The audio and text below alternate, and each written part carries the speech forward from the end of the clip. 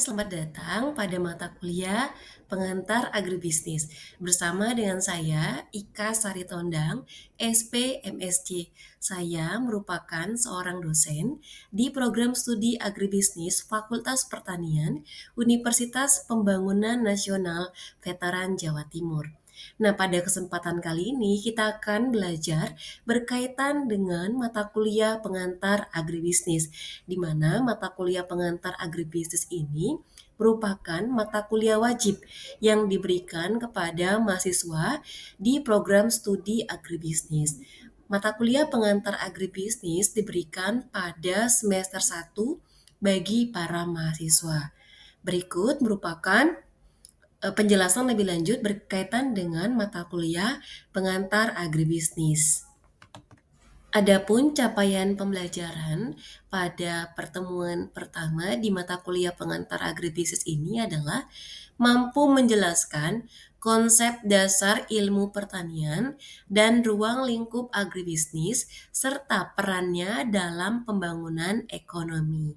Nah, pasti saudara bertanya-tanya ya, apa sih agribisnis ini? Nah, kita akan bahas lebih lanjut berkaitan dengan apa itu agribisnis pada pertemuan yang pertama ini. Oke, kita awali dengan perkembangan pertanian dan agribisnis. Yang pertama, konsep sistem pertanian. Secara sempit, pertanian diartikan sebagai suatu kegiatan produktif yang menghasilkan komoditas pertanian, di mana kegiatan tersebut dilakukan dalam rangka memenuhi kebutuhan konsumsi. Jadi, dalam pertanian ini akan digunakan, hasil-hasilnya akan digunakan untuk memenuhi konsumsi. Berikutnya merupakan evolusi pertanian menuju agribisnis.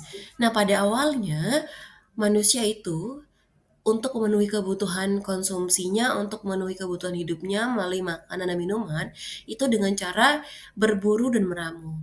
Kemudian berkembang, dulu awalnya hanya mengandalkan hasil alam dengan cara berburu saja dan meramu, kemudian muncullah budidaya pertanian yang ekstensif untuk memenuhi kebutuhan rumah tangganya. Jadi sudah ada pemenuhan kebutuhan pertanian secara ekstensif yang dilakukan dengan menanam kegiatan pertanian. Kemudian berkembang lagi menjadi spesialisasi kegiatan budidaya. Jadi manusia sudah melakukan spesialisasi kegiatan budidaya untuk memenuhi kebutuhan konsumsinya.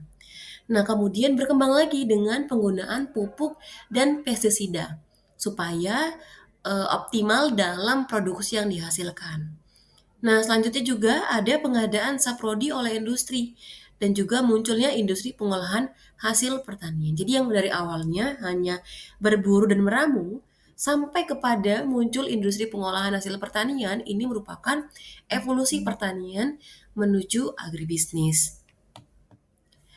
Konsep agribisnis adalah suatu konsep yang utuh, mulai dari input, proses produksi primer, mengolah hasil, pemasaran, dan aktivitas lain yang berkaitan dengan kegiatan pertanian. Jadi dalam kegiatan agribisnis ini lebih luas lagi karena tidak hanya dalam budidaya, tapi sampai kepada pemasaran hingga juga berkaitan dengan pengolahan-pengolahan hasil pertanian.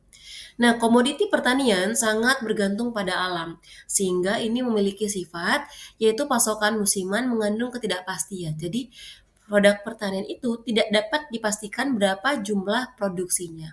Berbeda kalau pabrik ya, kalau pabrik itu berapa inputnya bisa diprediksi berapa outputnya. Tapi kalau dalam pertanian ini sangat sulit memprediksi output yang dihasilkannya. Kemudian juga beragam dalam hal kualitas dan kuantitas. Misalnya juga kita kadang sering ya beli seperti buah buah jeruk, buah mangga ataupun buah yang lainnya itu dalam satu pohon bisa menghasilkan berbagai macam bentuk, kualitas dan kuantitasnya itu tidak sama antara pohon yang satu dengan pohon yang lain. Itu tidak sama jumlah yang dihasilkan dan kualitas yang dihasilkan padahal ditanam dalam waktu yang bersamaan. Kemudian yang ketiga adalah perishable ataupun mudah rusak dan busuk ataupun juga mudah rusak karena benturan. Jadi hasil dari produk pertanian ini sangat mudah rusak. Ya masa simpannya itu sangat singkat.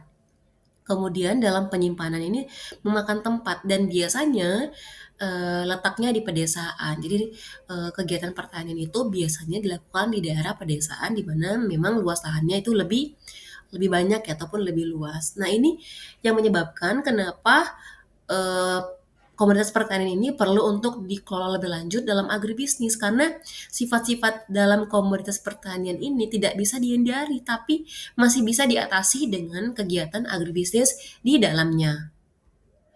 Kemudian kita masuk kepada definisi agribisnis. Nah, menurut Purwoko pada tahun 2008, agribisnis berasal dari kata agri ataupun agriculture yang artinya pertanian dan bisnis artinya usaha. Sehingga agribisnis berarti usaha di bidang pertanian dalam arti luas. Namun banyak orang awam yang hanya mengartikan agribisnis sebagai pertanian dalam arti sempit, yakni kegiatan usaha tani, kemudian proses produksi dari pengolahan tanah sampai kepada panen, ataupun hanya sebatas usaha tani yang bersifat subsisten. Padahal dalam kegiatan agribisnis ini sangat luas cakupannya. Kemudian, menurut Downey dan Erickson, agribisnis meliputi seluruh sektor bahan masukan, kemudian usaha tani, produk yang masuk bahan masukan usaha tani, terlibat dalam produksi, dan pada akhirnya menangani pemrosesan, penyebaran, penjualan secara borongan, dan juga penjualan secara eceran produk kepada konsumen akhir. Jadi menurut Downey dan Erickson ini ternyata kegiatan agribisnis ini lebih luas dan lebih kompleks lagi.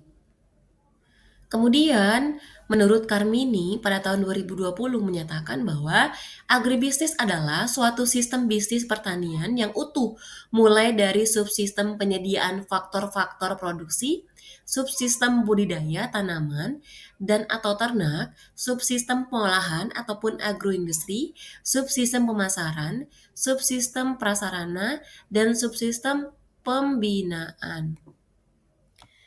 Agribisnis sebagai sebuah ilmu ini akan merujuk pada berbagai rangkaian ilmu pengambilan keputusan. Oleh karena itu, dalam agribisnis ini akan saling terkait dengan ilmu-ilmu yang lainnya. Sehingga mahasiswa-mahasiswa yang menempuh program studi agribisnis ini akan diberikan ilmu-ilmu selain ilmu-ilmu pertanian. Jadi kita akan belajar berkaitan dengan ilmu bisnis, yaitu ilmu ekonomi manajerial. Kemudian juga belajar juga berkaitan dengan ilmu manajemen. Dalamnya ada manajemen finansial, kemudian manajemen produksi, manajemen pemasaran, dan berkaitan dengan beberapa manajemen yang lainnya. Kemudian juga berkaitan dengan ilmu komunikasi.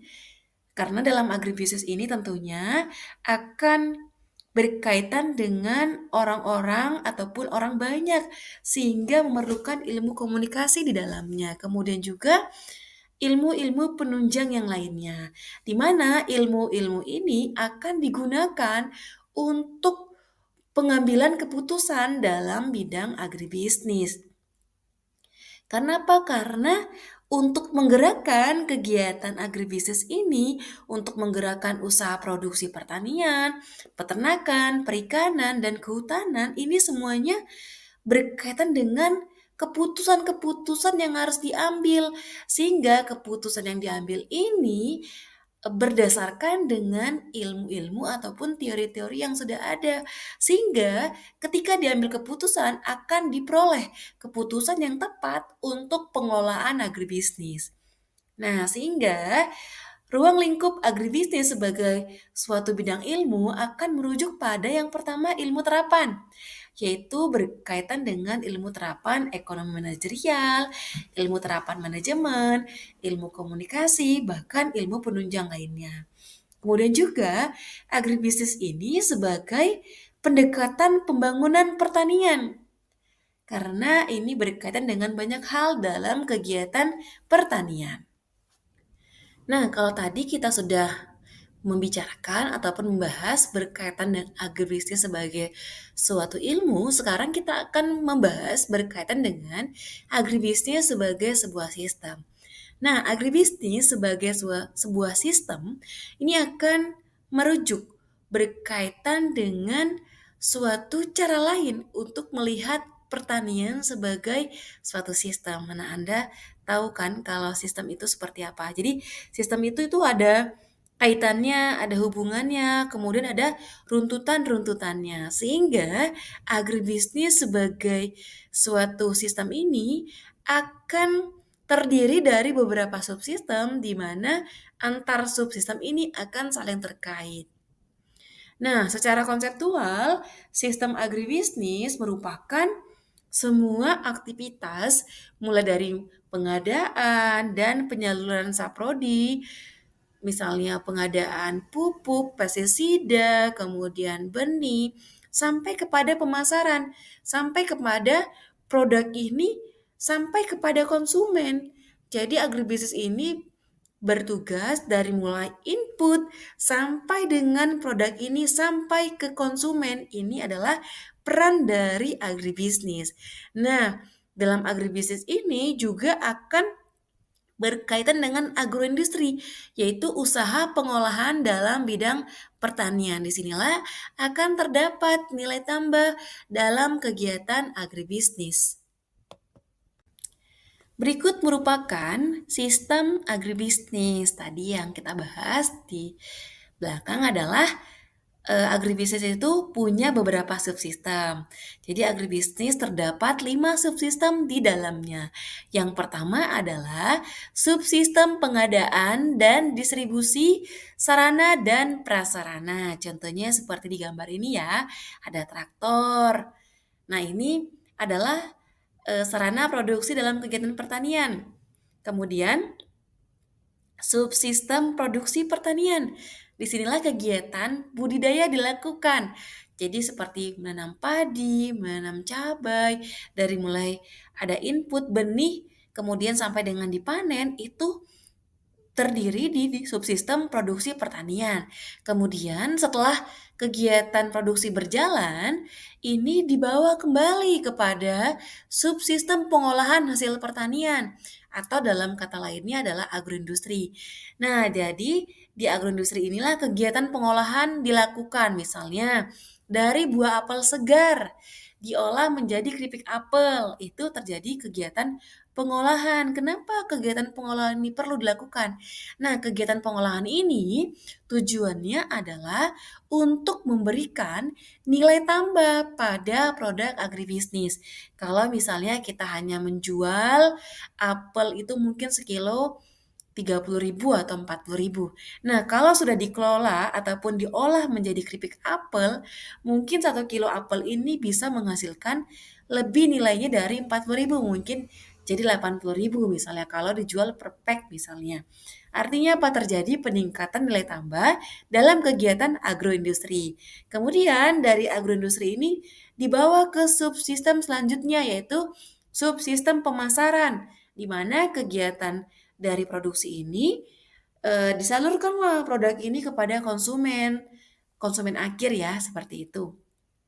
Nah, selanjutnya ada namanya supporting system ataupun subsistem penunjang. Disinilah subsistem ini menunjang keempat subsistem yang lainnya. Jadi menunjang subsistem input, produksi, kemudian pengolahan, bahkan pemasaran. Contohnya misalnya lembaga keuangan, koperasi, lembaga penelitian, pemerintah, itu adalah supporting system ataupun subsistem penunjang dari kegiatan agribisnis. Tadi kita telah membahas berkaitan dengan sistem agribisnis yang terdiri atas beberapa subsistem. Nah, sistem tersebut akan berfungsi dengan baik apabila tidak ada gangguan pada salah satu subsistem.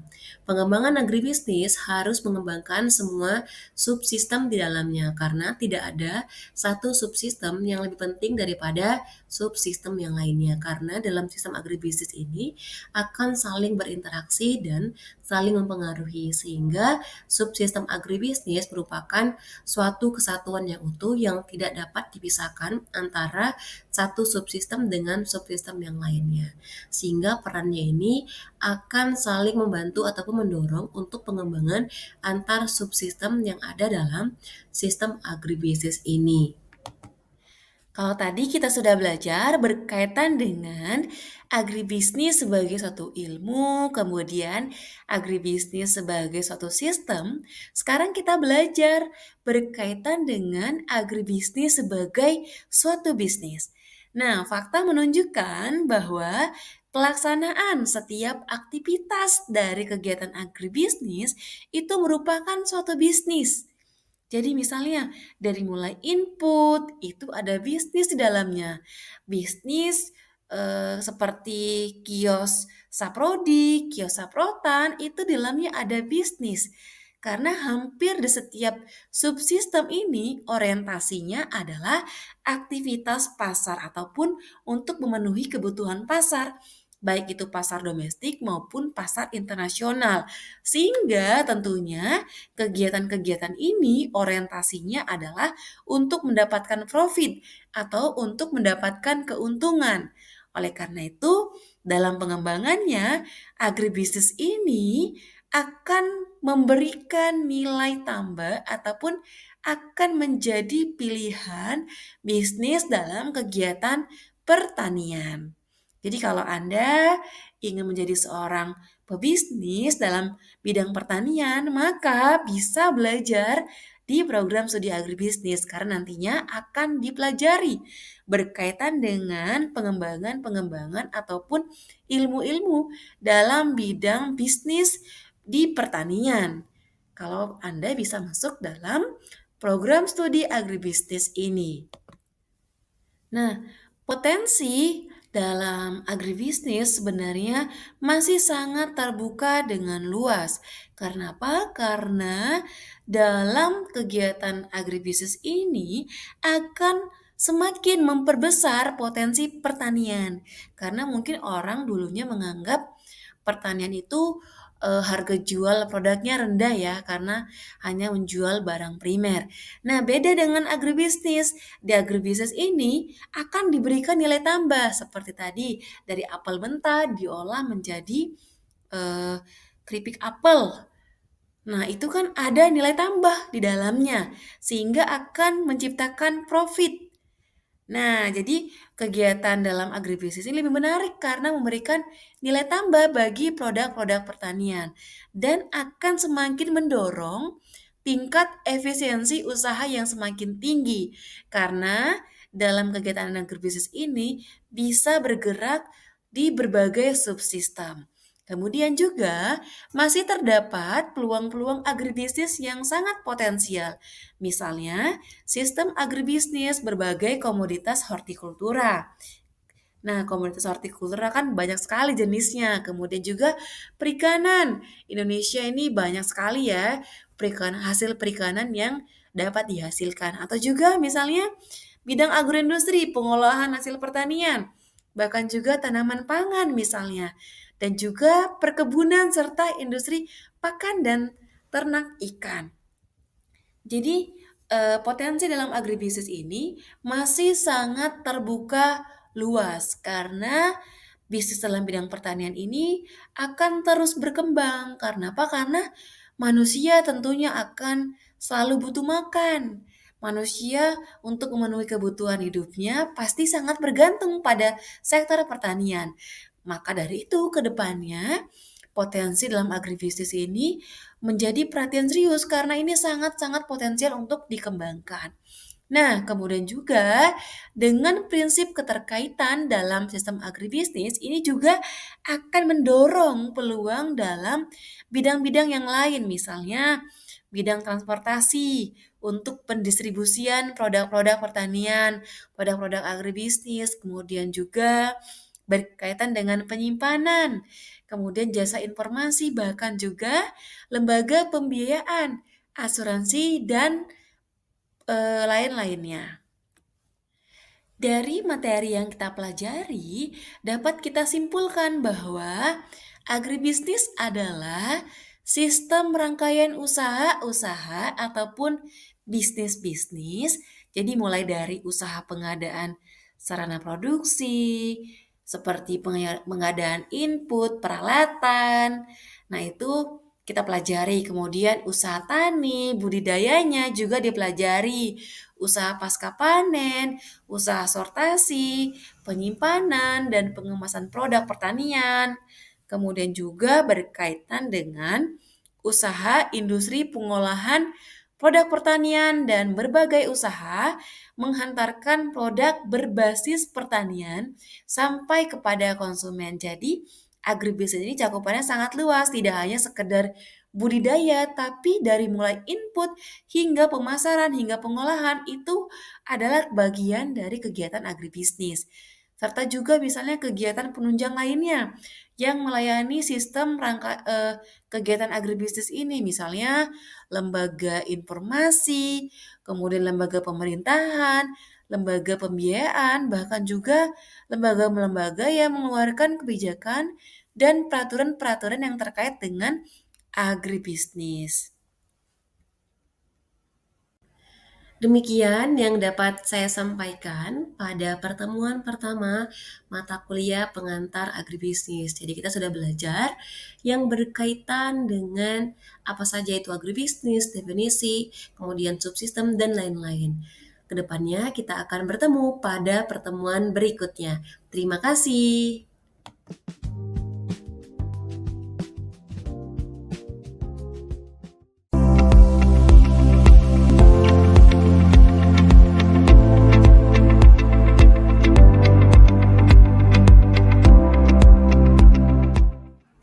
Halo teman-teman semua, kembali lagi bersama dengan saya Ika Sari Tondang dalam mata kuliah pengantar agribisnis.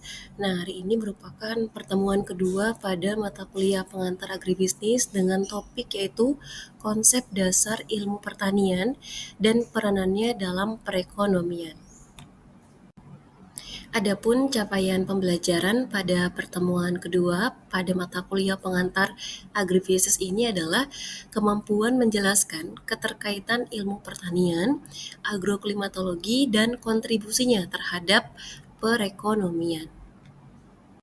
Seperti yang kita ketahui bahwa sektor pertanian merupakan sektor yang cukup menyumbang ataupun berkontribusi besar pada perekonomian bangsa kita. Nah, harapannya ke depannya sektor pertanian ini bisa lebih maju dalam pengembangannya. Berikut merupakan sektor pertanian di masa depan dengan menggunakan model korporasi pertanian yang berkelanjutan. Nah, dalam hal ini, sektor pertanian itu diarahkan kepada berkaitan dengan digital farming. Jadi, adanya pengembangan digital pertanian dalam sektor pertanian ini sangat diperlukan. Nah, adapun hal-hal ini berkaitan dengan misalnya yang pertama adalah perlu didukung oleh perusahaan input pertanian, kemudian bank ataupun asuransi, ataupun berkaitan dengan pembiayaan dalam sektor pertanian. Nah, hal-hal ini nanti akan mendukung perkembangan dalam sektor pertanian, di mana hal ini juga akan mendukung pasar domestik serta ekspor. Jadi kedepannya harapan dari sektor pertanian ini bisa menembus pasar ekspor sehingga dalam pengembangannya membutuhkan dukungan dari berbagai macam pihak. Nah, berikut merupakan konsep pertanian di masa depan. Harapannya kita sudah menggunakan berkaitan dengan pertanian yang modern, penggunaan alat-alat yang sudah penggunaannya yang canggih, menggunakan mekanisasi, kemudian penggunaan otomatisasi dalam kegiatan pertanian. Nah, ketika kegiatan pertanian ini sudah didukung oleh kegiatan pertanian modern, maka kedepannya harapannya kontribusi sektor pertanian pada perekonomian bangsa kita ini akan semakin besar. Sektor pertanian ke depannya terus mengalami perubahan. Perubahan ini dapat disebabkan oleh berbagai macam faktor. Nah, perubahan ke depan dalam sektor pertanian yang pertama berkaitan dengan perubahan demand ataupun perubahan permintaan. Nah, perubahan demand ataupun perubahan permintaan ini disebabkan karena pertambahan jumlah penduduk. Apabila jumlah penduduk itu semakin banyak, otomatis terdapat jumlah kebutuhan pangan juga akan semakin meningkat. Kemudian yang kedua berkaitan dengan sumber daya lahan dan sumber daya manusia. Nah, sumber daya lahan dalam sektor pertanian tentunya sangat terbatas karena hal ini disebabkan karena alih fungsi lahan ataupun terjadi degradasi lahan, sehingga kedepannya ini sangat menjadi tantangan dalam sektor pertanian, bagaimana bisa mengoptimalkan lahan yang ada bisa berproduksi sebagaimana mestinya. Kemudian berkaitan dengan sumber daya manusia. Sumber daya manusia pada sektor pertanian sangat menentukan keberhasilan pada sektor pertanian. Kemudian yang ketiga, berkaitan dengan perubahan iklim dan isu lingkungan. Nah, perubahan iklim global saat ini sangat mempengaruhi berkaitan dengan kondisi sektor pertanian, kondisi cuaca yang tidak terprediksi, kemudian serangan hama itu akan semakin menjadi tantangan pada sektor pertanian. Kemudian yang keempat adalah globalisasi. Nah, globalisasi ini akan mendorong sektor pertanian untuk bisa bergerak lebih maju lagi, karena dalam globalisasi ini akan terdapat persaingan-persaingan dari berbagai negara dalam sektor pertanian. Otomatis mereka akan berusaha untuk memproduksi komoditas dengan hasil yang lebih berkualitas. Kemudian yang kelima adalah teknologi. Nah, kedepannya sektor pertanian ini akan menghadapi ataupun harus bisa menggunakan teknologi-teknologi yang lebih terbarukan supaya ini bisa mendukung efektivitas dan efisiensi dalam kegiatan pertanian. Kemudian yang keenam, dampak pandemi itu ternyata masih berpengaruh terhadap sektor pertanian. Kemudian yang ketujuh, komitmen SDGs. Nah, dalam SDGs inilah sektor pertanian juga perlu memperhatikan karena akan berkaitan dengan beberapa produk yang dihasilkan. Kemudian yang kedelapan adalah kemandirian pangan dan nilai tambah hasil pertanian. Kedepannya akan terjadi kemandirian pangan dan juga peningkatan nilai tambah pada sektor pertanian. Nah, apabila kedelapan hal ini bisa diantisipasi oleh para pemangku kebijakan, maka kedepannya sektor pertanian dapat menjadi lebih maju lagi. Perubahan ke depan yang pertama adalah berkaitan dengan perubahan demand ataupun perubahan permintaan. Berikut merupakan perubahan demand ataupun perubahan permintaan pada tahun 2025 ataupun diestimasikan pada tahun 2045. Yang pertama adalah jumlah penduduk meningkat menjadi 9,5 miliar. Jadi, kedepannya akan terjadi pertambahan permintaan karena terdapat perubahan jumlah penduduk menjadi 9,5 miliar. Kemudian yang kedua, jumlah penduduk kelas menengah akan meningkat 50%. Jadi terdapat peningkatan kesejahteraan dalam penduduk Indonesia. Kemudian world becomes more urban, yaitu 70% ini berada di perkotaan. Kemudian jumlah industri dengan bahan baku pertanian akan meningkat. Nah, keempat hal ini nantinya akan mendorong jumlah permintaan pangan yang akan semakin meningkat. Kemudian kualitas pangan akan juga meningkat karena terjadinya peningkatan penduduk kelas menengah. Ini akan semakin meningkat. Kemudian juga berkaitan dengan peningkatan konsumsi protein, buah, sayuran, bunga, dan lain-lainnya. Kemudian juga permintaan atas komoditi pertanian untuk bahan baku akan semakin meningkat karena terdapat pertambahan jumlah industri yang menggunakan bahan baku yang berasal dari pertanian, sehingga ini akan mendorong untuk pengembangan sektor pertanian ke depannya. Nah, karena adanya peningkatan pertumbuhan penduduk ke depannya dalam dunia ini, otomatis nanti kebutuhan konsumsi pangan akan semakin meningkat, di mana kebutuhan akan konsumsi pangan ini hanya dapat dipenuhi melalui pertanian, karena manusia itu akan selalu membutuhkan makan.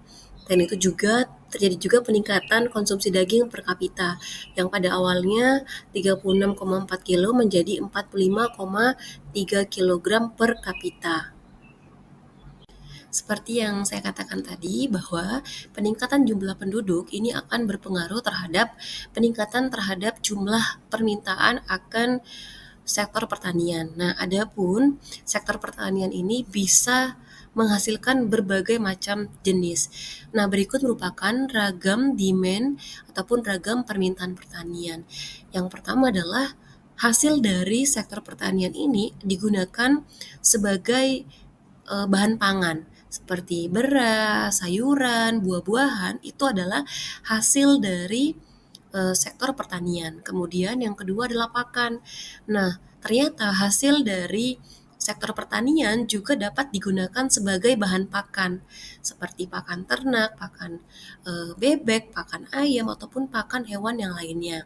Kemudian yang ketiga, hasil dari sektor pertanian ini juga digunakan untuk industri farmasi, seperti obat-obatan, itu menggunakan hasil dari sektor pertanian, misalnya obat-obat herbal ataupun bahkan obat-obat yang dari kimia pun itu berasal dari sektor pertanian. Kemudian lingkungan. Nah, lingkungan ini juga ternyata merupakan ragam demand pertanian.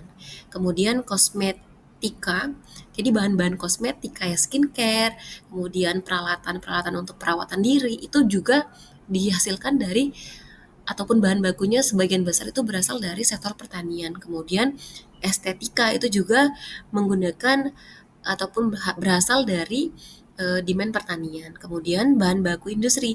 Nah, jadi ternyata industri-industri lain itu juga membutuhkan bahan baku yang berasal dari sektor pertanian. Kemudian yang terakhir bahkan energi. Energi itu ternyata juga bisa dihasilkan dari sektor pertanian. Nah, dari sisi ketersediaan, Indonesia memiliki ketahanan pangan. Namun juga dari sisi pemanfaatan konsumsi pangan, Indonesia belum mencapai ketahanan pangan disebabkan karena sistem distribusi dan logistik pangan belum lancar, karena juga disebabkan karena luas dari wilayah Indonesia ini sangat luas, otomatis untuk pendistribusiannya ini akan menjadi tantangan tersendiri. Misalnya, bahan pangan yang diproduksi di Pulau Jawa harus didistribusikan ke Pulau Papua misalnya, itu kan sangat jauh jaraknya, otomatis sistem distribusi dan logistik pangannya itu masih belum lancar karena terkendala jarak. Kemudian juga daya beli sebagian rakyat itu rendah karena masih terdapat masyarakat yang miskin sebanyak 11,4%. Kemudian yang ketiga, kehilangan hasil dan pemborosan pangan tinggi. Terkadang itu karena sebagian besar petani itu masih menggunakan teknologi tradisional. Jadi ketika mereka panen itu masih banyak hasil panen yang terbuang karena eh, kelalaian gitu seperti ataupun karena juga alatnya yang tidak memadai. Kemudian kesadaran masyarakat atas pangan dan gizi rendah. Jadi masyarakat itu masih mengkonsumsi makanan yang kurang gizinya, padahal dari sektor pertanian ini bisa menghasilkan gizi yang lebih baik. Kemudian yang ketiga adalah pola konsumsi pangan semakin beragam. Nah, konsumsi beras menurun, kemudian konsumsi terigu, kemudian produksi ternak, kemudian ikan, hortikultura meningkat karena daya beli dan selera. Kemudian proporsi konsumsi makanan jadi dan makanan di luar rumah meningkat karena urbanisasi dan wanita yang bekerja. Nah, akhirnya terjadi pola konsumsi pangan masyarakat yang beragam. Ini akan semakin mendorong berkaitan dengan pengembangan sektor pertanian. Nah, dari sisi permintaan, terdapat yang pertama, penduduk Indonesia ini sebanyak 275 juta, yaitu menjadi keempat yang terbesar setelah Cina, India, dan Amerika, sehingga total permintaan pangan ini akan semakin besar. Kemudian dinamika penduduk, yaitu struktur piramida, urbanisasi, angkatan kerja wanita, ini akan merubah pola konsumsi pangan ke arah lebih besar proporsi makanan jadi karena terjadi pergeseran berkaitan dengan urbanisasi, kemudian budaya juga, ini akan semakin memperbesar proporsi makanan jadi. Kemudian pola konsumsi pangan masyarakat belum mengacu pada kaidah B2SA. Kemudian ketergantungan terhadap beras dalam pola konsumsi pangan ini cukup besar. Jadi ketergantungan terhadap beras dalam pola konsumsi pangan ini cukup besar karena masyarakat kita itu memegang slogan ya bahwa belum makan kalau belum makan nasi. Nah, otomatis ini akan berkaitan dengan ketergantungan kita terhadap beras. Makanan utama kita itu masih beras tentunya. Ini dari sisi kita, jika kita pandang dari sisi permintaan. Nah, dari sisi penawaran, ini juga tentunya menghadapi berbagai macam tantangan. Yang pertama adalah konversi lahan pertanian masih tinggi dan tidak terkendali. Karena pertambahan jumlah penduduk, ini juga akan berakibat pada alih fungsi ataupun konversi lahan pertanian. Jadi, lahan-lahan pertanian yang ada saat ini tuh dialihfungsikan menjadi misalnya perumahan, kemudian pabrik, ataupun berbagai macam bangunan yang lainnya. Otomatis ini akan semakin mengurangi jumlah luas lahan pertanian kita. Kemudian kompetisi pemanfaatan dan degradasi sumber daya air semakin meningkat. Nah, kemudian yang ketiga, infrastruktur irigasi banyak yang perlu direhabilitasi dan infrastruktur agribisnis pedesaan masih sangat terbatas. Jadi, memang berkaitan dengan infrastruktur pada kegiatan pertanian ini masih perlu dukungan dari berbagai macam pihak karena dalam pengembangannya masih sangat terbatas. Kemudian, akses terhadap sumber pembiayaan, teknologi, informasi, dan pasar ini sangat rendah. Apalagi petani dengan luas lahan yang sempit itu biasanya akan sangat sulit untuk mendapatkan bantuan pembiayaan dari lembaga-lembaga keuangan formal karena keterbatasan dari sisi luas lahan ataupun kemampuan petani itu dapat membayar hutang-hutangnya. Kemudian teknologi. Nah, biasanya teknologi dalam kegiatan pertanian di Indonesia itu masih didominasi oleh kegiatan yang tradisional. Kemudian informasi ini juga masih sangat rendah dan berkaitan dengan pasar juga ini masih sangat rendah. Kemudian yang kelima, pertanian pangan didominasi oleh usaha tani skala kecil sehingga tidak efisien. Nah, memang banyak petani yang ada di Indonesia itu luas lahannya ini masih sangat kecil. Paling hanya 0,2 hektar, 0,25 itu bahkan mereka kadang masih sewa kepada pihak-pihak lain sehingga dalam pengembangannya ini masih kurang efektif dan efisien. Kemudian dampak negatif dari perubahan iklim global terhadap pola usaha tani, produktivitas dan produksi pangan ini cukup nyata. Nah, perubahan iklim ini misalnya terjadi misalnya perubahan cuaca, musim kemarau, musim hujan itu sekarang sangat sulit untuk diprediksi karena adanya perubahan iklim global ini. Otomatis petani sekarang masa kesulitan untuk menentukan misalnya berkaitan dengan waktu tanam ataupun waktu panennya. Kemudian sebaran produksi pangan tidak merata baik antar daerah maupun antar waktu ya. Jadi memang di beberapa tempat itu merupakan sentra produksi pangan tapi di daerah lain justru bahkan tidak bisa menanam tanaman pangan karena adanya perbedaan dari jenis tanah yang dimiliki. Kemudian berkaitan dengan eh, prasarana pengolahan, distribusi, dan logistik pangan belum memadai. Memang ini menjadi tantangan tersendiri dalam kegiatan pertanian karena luas lahan di Indonesia ataupun luas wilayah Indonesia ini sangat luas sehingga dalam pendistribusiannya ini mengalami banyak kendala. Kemudian juga berkaitan dengan semakin terintegrasinya pasar pangan domestik dan internasional. Nah, ini akan berkaitan dengan kondisi pasar dari sektor pertanian ke depannya.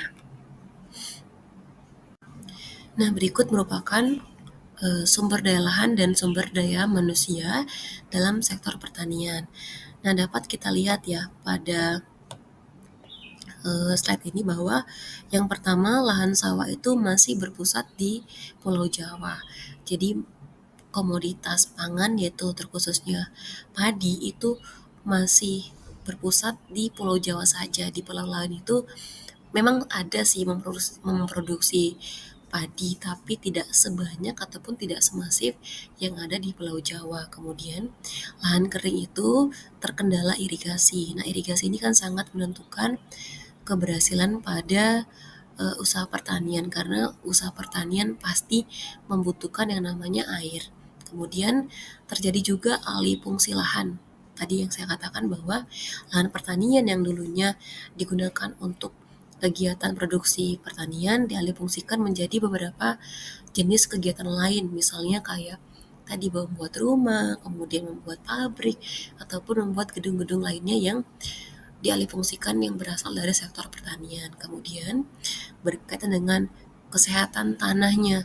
Nah, karena mayoritas petani itu kan menggunakan pupuk kimia, pestisida kimia, otomatis ini akan semakin menurunkan kesehatan dari tanah itu. Jadi tingkat kesuburan tanah dari hari ke hari, tahun ke tahun itu akan semakin menurun karena adanya penggunaan-penggunaan bahan kimia yang terlalu berlebihan dalam kegiatan usaha pertanian. Kemudian penggunaan air ini juga menjadi sorotan tersendiri. Kemudian competitive natural resource itu juga menjadi tantangan. Nah, adapun luas lahan pertanian yang dikuasai rumah tangga usaha pertanian ini dapat digambarkan pada diagram ini ya. Jadi dapat diagram lingkaran ini. Nah, dari diagram ini dapat kita ketahui bahwa memang luas lahan pertanian oleh petani itu memang masih sedikit sekali ya. Ini sekitar lebih kecil dari 0,50 hektar. Ini sebanyak 50-an persen. Artinya mayoritas petani itu hanya punya lahan yang sempit. Nah, ini kan akan menjadi tantangan tersendiri karena kalau lahannya sempit otomatis nanti dalam kegiatan pertaniannya tidak tidak efisien karena luas lahan ini yang semakin sempit. Nah, kemudian ini berkaitan dengan sumber daya manusianya. Nah, dapat kita ketahui bahwa sumber daya manusia ataupun petani terkhusus yang ada di Indonesia ini itu didominasi oleh orang-orang yang sudah lanjut usia. Jadi Anda bisa lihat ya pada diagram lingkaran ini bahwa ini usia petani itu ada yang 55 sampai 64 tahun, ini sebanyak 20,8%, ada yang 45 sampai 54 tahun, 27,4%. Artinya memang usia petani ini sudah cenderung relatif tua. Otomatis kan kalau sudah tua, sumber tenaganya ataupun produktivitasnya akan semakin menurun. Ini menjadi tantangan tersendiri. Nah, karena juga ini disebabkan pemuda desa ini kurang menyukai sektor pertanian karena mereka menganggap bahwa sektor pertanian ini kurang menarik karena hasilnya sedikit, mereka tidak bisa memiliki kehidupan yang lebih layak jika mereka bekerja di sektor pertanian. Sehingga karena pemuda desa yang kurang menyukai ini, mereka akan berpindah ke sektor lainnya. Otomatis akan terjadi kesulitan mencari tenaga kerja di sektor pertanian karena orang ataupun masyarakat itu cenderung enggan ataupun tidak mau untuk bekerja di sektor pertanian karena kurang menarik dari sisi penghasilan. Seperti itu ya. Nah, yang berikutnya adalah pengaruh globalisasi. Nah, globalisasi ini tentunya akan memberikan pengaruh pada berbagai macam sektor. Yang pertama adalah pada sisi ekonomi, liberalisasi perdagangan, investasi, kemudian pasar global keuangan, dan mobilitas tenaga kerja. Kemudian yang kedua berkaitan dengan politik, misalnya demokratisasi, HAM, kemudian LSM, serikat buruh, ini akan dipengaruhi oleh ataupun akibat pengaruh dari globalisasi. Kemudian budaya misalnya berkaitan dengan bahasa, gender, gaya hidup, dan lain-lain. Kemudian lingkungan misalnya degradasi lahan, flora fauna, energi, iklim, dan bahkan tingkat kemiskinan. Kemudian globalisasi juga memberikan pengaruh terhadap informasi, perkembangan dalam teknologi informasi, mobilitas informasi, budaya internet, kemudian komunikasi lewat TIK, transaksi lewat TIK, ini akan merupakan penyebab dari adanya pengaruh globalisasi. Nah, globalisasi ini sebenarnya tidak jelek apabila memang benar-benar bisa dimanajemen dan bisa diantisipasi. Apabila globalisasi ini bisa dimanfaatkan dengan baik, ini akan dapat memberikan manfaat yang begitu besar pada sektor pertanian khususnya. Nah, berikut merupakan tren selera konsumen pada era globalisasi. Nah, yang pertama adalah berkaitan dengan tampilan menarik. Jadi kedepannya ini karena ada pengaruh ataupun di era globalisasi ini orang akan cenderung suka melihat produk dengan tampilan menarik, kemudian akan memberikan yang berkaitan dengan fungsi kesehatan. Jadi orang lebih peduli dengan kesehatannya. Kemudian orang ke depan ini akan lebih sensitif terhadap isu lingkungan dan HAM. Bahkan beberapa negara itu benar-benar sangat concern terhadap isu lingkungan dan HAM. Mereka benar-benar memperhatikan berkaitan dengan residu-residu kimia dalam hasil dari produk pertanian, kemudian keamanan pangan, kemudian multiguna ataupun efisiensi, kemudian banyaknya ragam, kemudian juga kualitas dan standarisasi produk.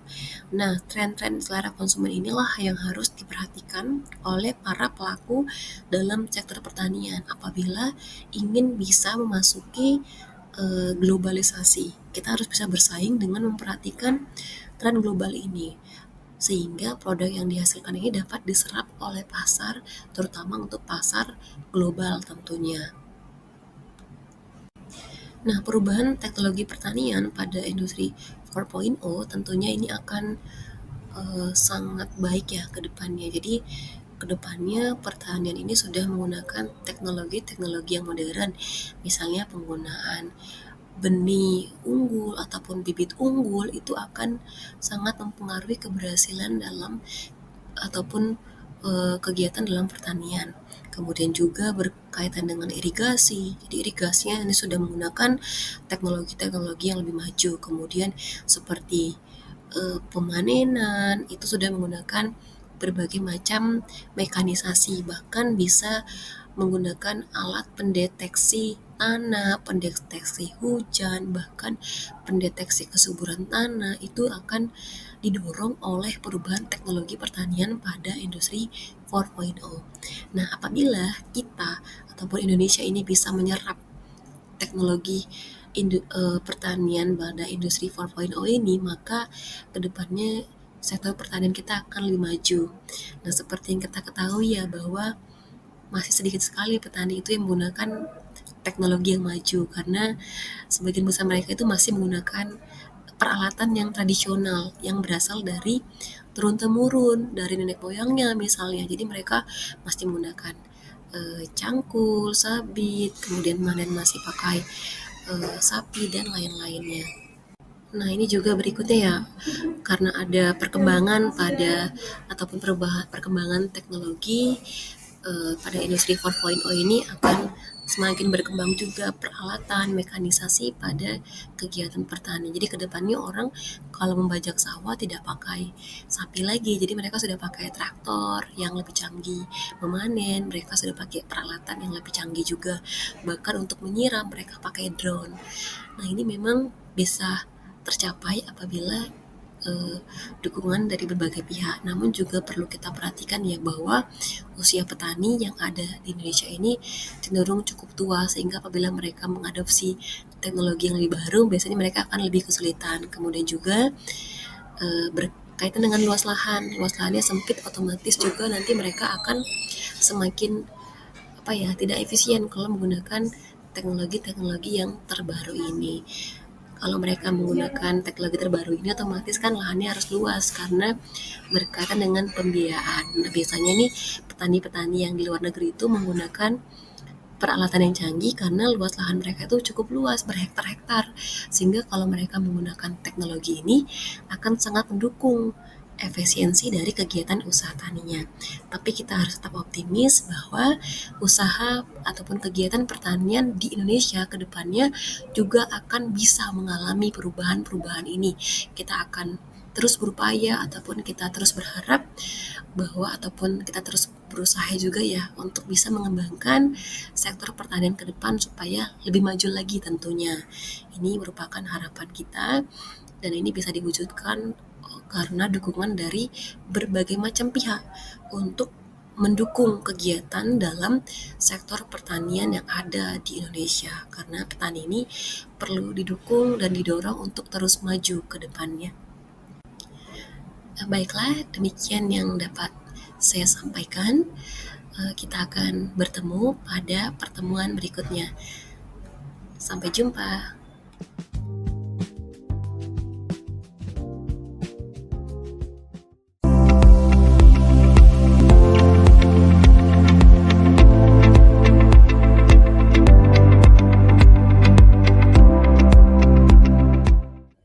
Halo teman-teman semuanya, kembali lagi bersama dengan saya, Ika Saritondang, dalam mata kuliah pengantar agribisnis.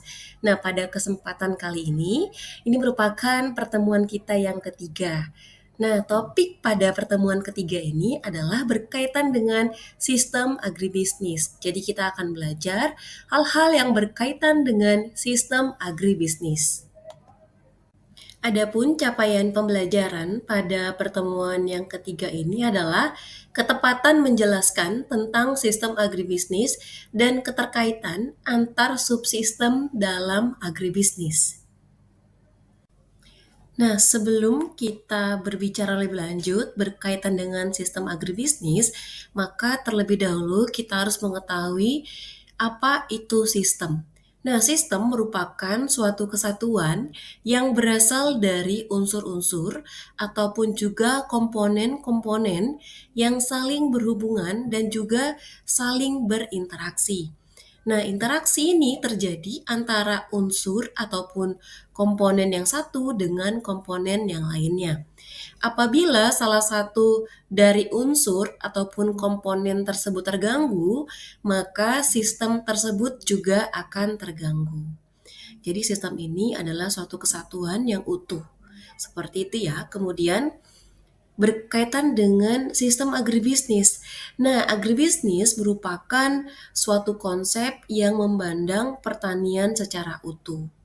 Kemudian juga agribisnis merupakan rangkaian kegiatan ataupun bisnis yang berbasis pertanian yang saling berkaitan dalam satu sistem. Sehingga sistem agribisnis merupakan kegiatan-kegiatan bisnis yang saling terkait sehingga dapat menggunakan pendekatan sistem. Hal inilah yang mendasari kenapa agribisnis dikatakan sebagai sebuah sistem. Agribisnis sebagai suatu sistem, mungkin kita bisa menggunakan pendekatan ataupun definisi yang dicetuskan oleh Davis and Goldberg pada 1957 yang menyatakan bahwa agribisnis adalah jumlah total dari keseluruhan kegiatan yang melibatkan pembuatan dan penyaluran sarana usaha tani, kemudian kegiatan produksi di unit usaha tani, penyimpanan, pengolahan, dan distribusi komoditas usaha tani, dan berbagai produk yang dibuat darinya. Jadi agribisnis memang merupakan total dari seluruh kegiatan, di mana kegiatan ini sangat banyak melibatkan unit-unit dalam subsistem agribisnis.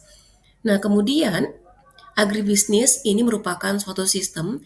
Hal ini dikarenakan dalam agribisnis terdapat berbagai komponen ataupun unsur-unsur yang saling berhubungan dan saling berinteraksi antara yang satu dengan yang lainnya dalam melakukan kegiatan agribisnis. Jadi antara komponen ataupun unsur-unsur dalam sistem agribisnis ini akan saling berhubungan sehingga ini merupakan satu kesatuan yang utuh dan tidak dapat dipisahkan seperti itu.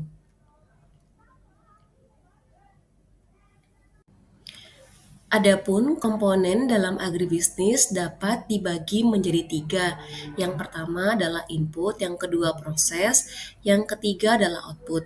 Nah, kalau input, komponen sistem agribisnis yang tergolong dalam input adalah unit-unit bisnis yang menghasilkan dan memasok barang dan jasa untuk digunakan oleh komponen sistem agribisnis ataupun unit usaha lainnya. Sedangkan proses dari sistem agribisnis ialah unit-unit bisnis yang berfungsi memproduksi dan mengolah hasil produksi produk primer. Kemudian output ialah produk-produk agribisnis yang tiba di tangan konsumen akhir seperti itu.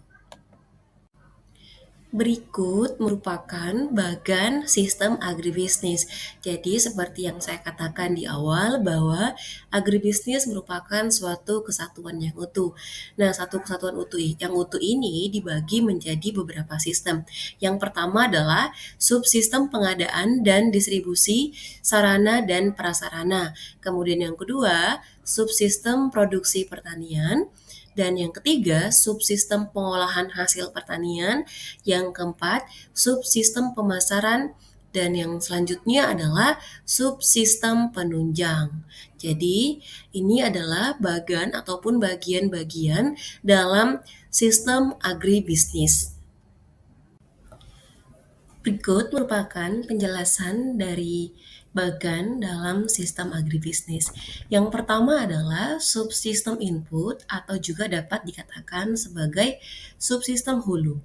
Nah, di mana pada subsistem ini merupakan subsistem pengadaan sarana dan prasarana dalam kegiatan produksi pertanian. Nah, subsistem ini sangat penting untuk diperhatikan dan dikelola dengan baik karena subsistem input ini yang mendukung kegiatan on-farm ataupun kegiatan pertanian primer dengan menyediakan input ataupun faktor produksi yang mendukung ataupun menyokong dalam kegiatan on-farm-nya. Contohnya adalah industri pupuk. Nah, pupuk kan sangat dibutuhkan ya dalam kegiatan budidaya ataupun on farm. Kemudian juga bisa benih ataupun bibit. Nah, pupuk, kemudian benih atau bibit yang berkualitas ini nantinya akan sangat berpengaruh terhadap hasil produksi dari kegiatan on farm. Oleh karena itu, input yang baik nantinya akan mendorong untuk peningkatan kualitas juga pada sisi on farm-nya.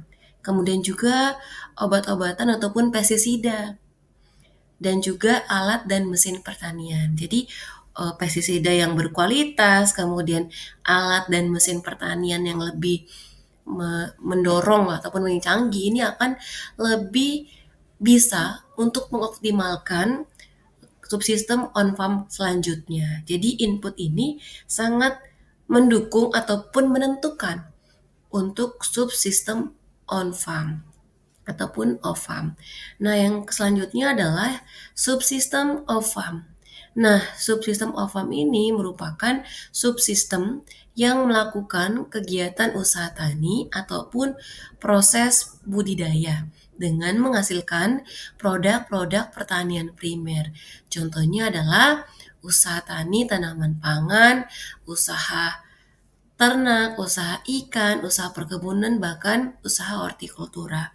Jadi, inti dari kegiatan agribisnis itu sebenarnya terletak pada sisi on-farm ini, karena di on-farm inilah kegiatan budidaya dilakukan, kegiatan produksi dilakukan. Ini sama seperti pabriknya lah ya.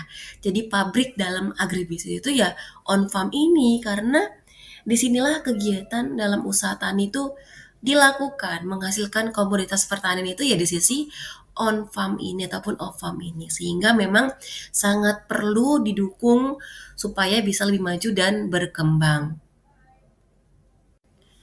Nah, yang selanjutnya, yang ketiga adalah subsistem pengolahan, yaitu subsistem yang melakukan pengolahan produk primer menjadi produk setengah jadi atau bahkan produk jadi. Jadi dalam sistem agribisnis ataupun dalam agribisnis itu, produk yang dihasilkan bisa berupa produk yang jadi ataupun produk setengah jadi yang merupakan hasil dari subsistem pengolahan. Stakeholder yang terlibat antara lain misalnya industri pengolahan gabah, ini menjadi beras, kemudian industri tepung beras, industri coklat bubuk, industri permen coklat, bahkan industri tahu tempe dan industri kecap, di mana industri-industri ini merupakan hasil dari kegiatan pengolahan. Contoh juga kalau produk pengolahan yang setengah jadi misalnya CPO. Nah, CPO kan tidak bisa langsung dikonsumsi ya, itu harus dilakukan pengolahan terlebih dahulu untuk bisa menjadi beberapa produk, misalnya minyak goreng, kosmetik, dan lain-lain itu CPO ini merupakan produk setengah jadi. Nah, produk setengah jadi ini kan dihasilkan dari subsistem pengolahan dalam agribisnis.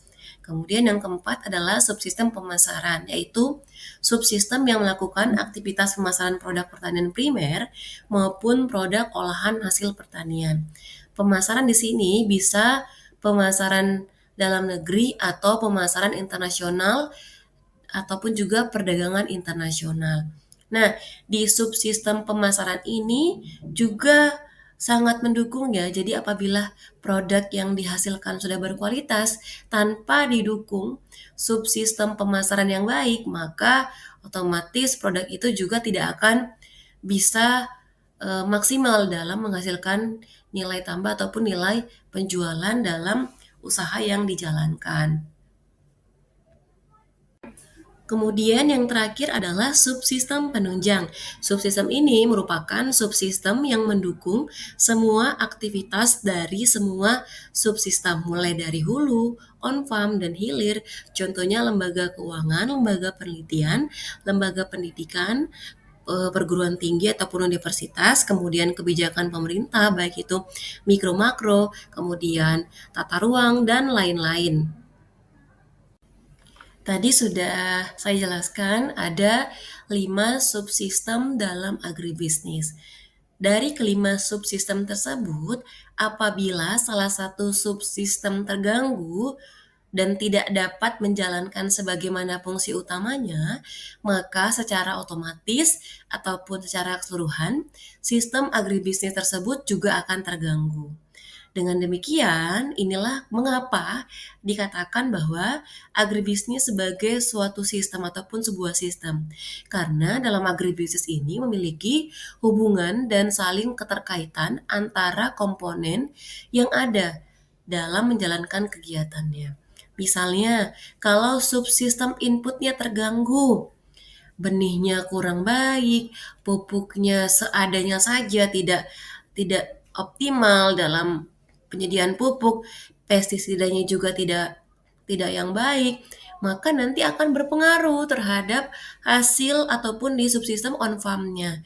Nanti bisa jadi subsistem dalam on farm ini produksinya menurun ataupun juga kualitasnya tidak sesuai gitu. Itu kan nanti akan mengganggu. Nah, kalau hasil dari subsistem on farm-nya ini kurang berkualitas, nanti juga akan berpengaruh terhadap subsistem off farm-nya, pengolahannya. Nah, oleh karena itu memang kenapa dikatakan kalau subsistem ini salah satu terganggu itu akan mempengaruhi yang lainnya. Dan ini juga perlu diingat ya bahwa dalam subsistem agribisnis tidak ada satu subsistem yang lebih penting daripada subsistem yang lainnya. Jadi semua subsistem ini sama pentingnya karena akan saling berpengaruh. Kita misalnya mengatakan, oh subsistem on farm itu paling penting karena itu merupakan pabrik dari agribisnis, itu merupakan inti dari kegiatan pertanian. Nah, kalaupun misalnya ya subsistem on farm ini kita katakan seperti itu, nah kalau hanya seperti itu kan tidak didukung oleh pengolahan, tidak didukung oleh pemasaran, kan sama saja hasilnya tidak optimal ataupun tidak maksimal. Sehingga inilah dikatakan mengapa agribisnis itu sebagai sebuah sistem karena saling terintegrasi dan saling berinteraksi dan merupakan suatu kesatuan yang utuh. Sehingga memang tidak ada satu subsistem pun yang lebih penting daripada subsistem yang lainnya karena semuanya itu sama pentingnya. Seperti itu. Berikut merupakan diagram dalam sistem agribisnis di mana dibagi menjadi beberapa bagian. Yang pertama adalah input. Nah, input ini terdiri atas agri-service ataupun jasa, kemudian agroindustri hulu.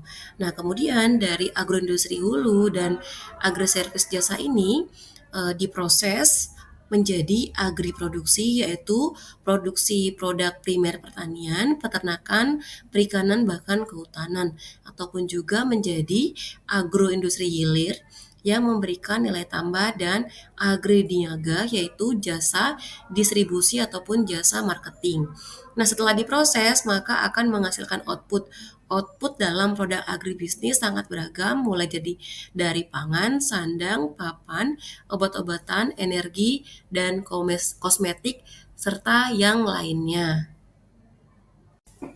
Berikut merupakan penjelasan dari masing-masing diagram sistem agribisnis, di mana unit-unit ataupun kegiatan bisnis di dalam sistem agribisnis dibagi menjadi beberapa macam. Yang pertama yaitu berkaitan dengan agri-industri hulu, yaitu unit bisnis yang memproduksi input untuk komponen-komponen lainnya dalam sistem agribisnis, termasuk di dalamnya untuk usaha tani, usaha perikanan, dan kehutanan.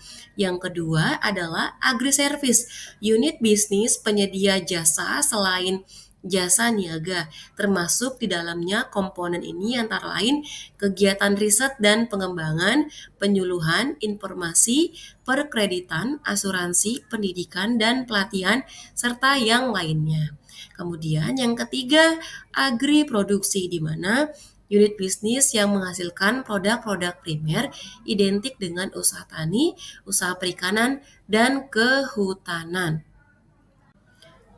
Kemudian yang keempat adalah agri-industri hilir, di mana unit bisnis yang menjalankan fungsi pengolahan produk primer menjadi barang siap konsumsi ataupun merupakan barang yang sudah final, ataupun juga merupakan produk antara ataupun juga intermediate produk untuk unit bisnis lainnya.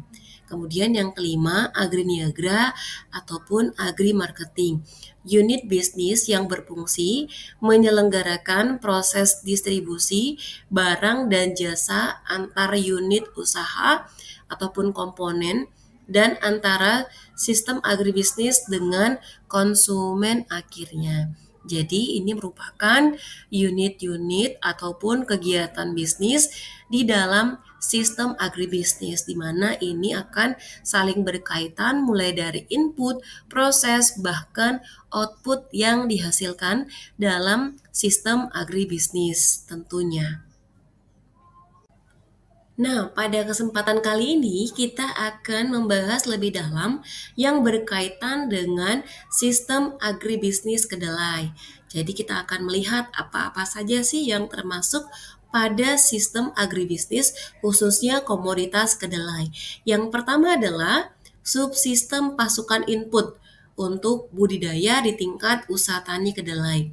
Misalnya produsen atau pemasok barang berupa pupuk, pestisida, benih kedelai, alat dan mesin pertanian. Jadi dalam usaha tani ataupun agribisnis kedelai ini akan dibutuhkan input-input yang berupa pupuk, pestisida, dan lain-lain. Kemudian, produsen atau penyedia jasa seperti perdagangan, kredit, tenaga kerja ataupun SDM, dan sebagainya macamnya. Dan yang kedua, subsistem budidaya ataupun produksi biologis di tingkat usaha tani sebagai subsistem utama. Kenapa dikatakan sebagai subsistem utama? Karena ini merupakan inti dalam kegiatan agribisnis, di mana semua input berupa lahan, modal, tenaga kerja ini diramu ataupun dikombinasikan dalam suatu proses produksi untuk menghasilkan biji kedelai sebagai produk utamanya, ataupun juga hasil sampingannya seperti daun, akar, dan batangnya yang bila dikeringkan dapat dipakai untuk bahan bakar ataupun yang masih segar bisa dijadikan sebagai makanan ternak. Jadi dalam subsistem budidaya khususnya komoditas kedelai ini akan dilakukan berbagai macam kegiatan untuk nantinya bisa menghasilkan kedelai yang dapat dikonsumsi ataupun menghasilkan produk sampingan dari tanaman kedelai seperti itu. Yang selanjutnya yaitu subsistem pasca panen ataupun agroindustri pada sistem agribisnis kedelai, di mana yang pertama adalah buah kedelai dipanen, kemudian dikeringkan dan dipisahkan dari biji ataupun menjadi biji dari polongnya, disortir, dikemas, dan sebagainya macamnya sehingga diperolehlah biji kedelai. Nah, biji kedelai diolah bisa untuk menjadi benih ataupun menjadi komoditas yang siap dipasarkan dengan suatu standar perdagangan tertentu. Kemudian yang ketiga, biji kedelai diolah lebih lanjut untuk menjadi produk konsumsi ataupun setengah matang seperti tahu, tempe, atau yang lainnya. Kemudian, daun, akar, dan batang serta kulit polong dari kedelai dapat diolah menjadi pupuk kompos ataupun juga untuk media budidaya jamur. Jadi dari Tanaman kedelai ternyata bisa menghasilkan berbagai macam produk yang sangat berguna di dalam kehidupan sehari-hari manusia, sehingga nilai ekonomis dari tanaman kedelai ini cukup banyak. Kemudian yang selanjutnya yaitu subsistem pemasaran, di mana semua komoditas ataupun produk yang telah dihasilkan tadi akan dipasarkan melalui serangkaian kegiatan promosi, kemudian didistribusikan melalui pedagang besar, eceran, ataupun sebagai macamnya. Kemudian yang kelima, subsistem penunjang yang meliputi sistem informasi, litbang tanaman pangan, kemudian hukum, dan perundang-undangan, kebijaksanaan pemerintah ataupun kebijakan dari pemerintah berkaitan dengan berbagai macam perdagangan. Nah, selain itu juga dalam subsistem penunjang ini bisa juga seperti lembaga keuangan yang memberikan pinjaman ataupun bantuan modal kepada para pelaku dalam agribisnis, ataupun juga dari perguruan tinggi misalnya, dari hasil riset-riset yang dihasilkan di perguruan tinggi ini dapat digunakan ataupun menjadi supporting system dalam sistem agribisnis ini. Demikian yang dapat saya sampaikan pada pertemuan ketiga di mata kuliah pengantar agribisnis. Sampai bertemu di pertemuan berikutnya. Terima kasih.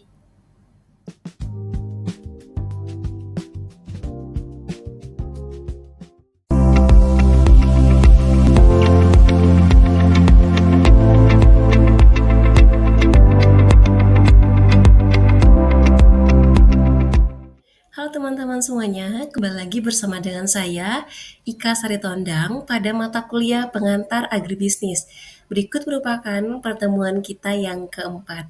Adapun topik pembelajaran yaitu berkaitan dengan subsistem agribisnis, sarana produksi. Jadi kita akan belajar berkaitan dengan hal-hal apa saja yang menjadi sarana produksi dalam kegiatan agribisnis. Kita akan belajar lebih lanjut berkaitan dengan hal ini. Adapun capaian pembelajaran pada pertemuan keempat adalah mampu mengidentifikasi dan menguraikan berkaitan dengan sarana produksi pertanian. Nah, kita akan belajar apa sih sebenarnya subsistem sarana produksi pertanian. Nah, subsistem pengadaan dan distribusi sarana dan prasarana pertanian dikenal pula dengan sebutan subsistem input. Jadi ini istilahnya sama saja. Jadi kalau ada yang mengatakan subsistem input maka sama dengan subsistem sarana produksi pertanian. Nah, pada subsistem ini mencakup semua kegiatan mulai dari perencanaan, pengelolaan, pengadaan, dan penyaluran sarana produksi untuk terlaksananya penerapan kegiatan usaha tani. Jadi pada subsistem input ini berkaitan dengan input-input apa aja yang digunakan pada suatu kegiatan pertanian. Jadi walaupun hanya input, tapi ini tetap direncanakan juga. Jadi ada perencanaan, setelah direncanakan maka dikelola. Setelah dikelola, kemudian diadakan dan disalurkan. Oleh karena itu, subsistem input ini juga sangat berperan besar pada kegiatan agribisnis ataupun pada kegiatan pertanian. Nah, seperti yang telah kita pelajari pada pertemuan sebelumnya, yang berkaitan dengan subsistem agribisnis. Nah, pertemuan sebelumnya kita sudah belajar ya, apa saja yang termasuk pada subsistem agribisnis. Yang pertama adalah subsistem pengadaan dan distribusi sarana dan prasarana. Jadi kita belajar yang pertama ini berkaitan dengan subsistem ini. Kemudian setelah itu ada subsistem produksi pertanian.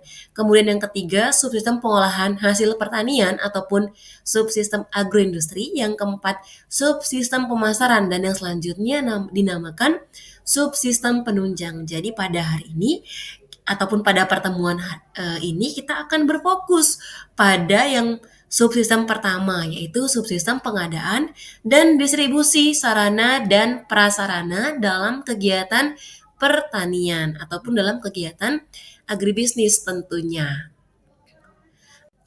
Nah, sarana produksi pertanian ini sangat penting digunakan dalam kegiatan usaha tani. Apa saja yang termasuk sarana produksi pertanian? Yang termasuk adalah benih dan bibit. Nah, apa sih perbedaan benih dan bibit? Terkadang kita itu menganggap sama ya antara benih dan bibit. Nah, kalau benih itu masih berupa kayak ini ya, biji-bijian. Seperti biji jagung, kemudian biji kedelai. Nah, itu artinya dia masih berbentuk biji. Nah, berbeda kalau bibit. Bibit itu artinya dia sudah bertunas. Seperti kalau membeli untuk menanam sawit ya, kita pasti belinya adalah bibit, bukan bukan apa namanya, bukan benih sawit, tapi kita belinya bibit karena yang sudah tumbuh pohonnya. Jadi bedakan antara bibit dan benih. Nah, bibit dan benih ini merupakan salah satu sarana produksi dalam kegiatan pertanian. Ini sangat menentukan juga keberhasilan pada kegiatan agribisnis karena penggunaan bibit yang unggul ataupun bibit yang baik ataupun juga benih yang unggul, benih yang baik ini akan sangat mempengaruhi kegiatan produksi pertanian. Nanti kedepannya akan sangat berpengaruh berkaitan dengan produktivitas dari kegiatan pertanian. Kemudian yang kedua adalah penggunaan pupuk. Pupuk ini sangat beragam ya, ada NPK, urea, dan lain-lain. Nah ini akan menjadi penentu juga pada kegiatan pertanian. Karena apa? Karena untuk tanaman itu bisa tumbuh, berkembang, bisa berproduksi dengan baik, memproduksi dengan ataupun mendapatkan produksi dengan hasil yang banyak, itu pasti tidak lepas pengaruh dari yang dinamakan pupuk seperti itu. Pupuk ini bisa pupuk organik, bisa juga berkaitan dengan pupuk kimia. Kemudian pestisida. Nah, pestisida ini juga merupakan sarana produksi pertanian. Pestisida ini digunakan untuk membasmi ya hama, kemudian juga herbisida untuk membasmi rumput. Nah, itu merupakan sarana produksi pertanian. Kemudian juga JVT. Ini juga merupakan sarana produksi pertanian dan lain-lain itu yang berkaitan dengan input-input yang digunakan pada kegiatan pertanian. Nah, input ini antar komoditas dalam pertanian tentunya juga berbeda. Nah, input yang digunakan untuk komoditas padi akan ada perbedaan dengan input yang digunakan dalam komoditas sawit ataupun karet. Nah, itu pasti akan berbeda karena komoditasnya juga berbeda karena hamanya juga berbeda. Jadi penanganan antara input ini ataupun penggunaan inputnya ini juga akan tentunya berbeda. Nah, ini yang harus kita perhatikan ya. Nah, kemudian dalam subsistem input ini berkaitan dengan alat-alat dan mesin pertanian ataupun alsintan. Contohnya apa alsintan? Contohnya misalnya cangkul, sabit, handspray, kemudian traktor, itu merupakan alat-alat dan mesin-mesin yang digunakan dalam kegiatan pertanian. Dan masih banyak lagi sebenarnya yang termasuk daripada alsintan ini. Yang digunakan petani kan sangat beragam ya alsintannya itu. Jadi juga sama antar komunitas juga mungkin akan berbeda alsintan yang ataupun alat-alat dan mesin pertanian yang digunakan. Tanaman hortikultura, tanaman pangan dengan tanaman perkebunan itu pasti akan berbeda alat-alat dan mesin pertanian yang digunakan. Misalnya juga tanaman ini ya tahunan, tanaman perkebunan kan bisa tanaman tahunan, itu alat-alat dan mesinnya juga akan berbeda dalam penggunaannya.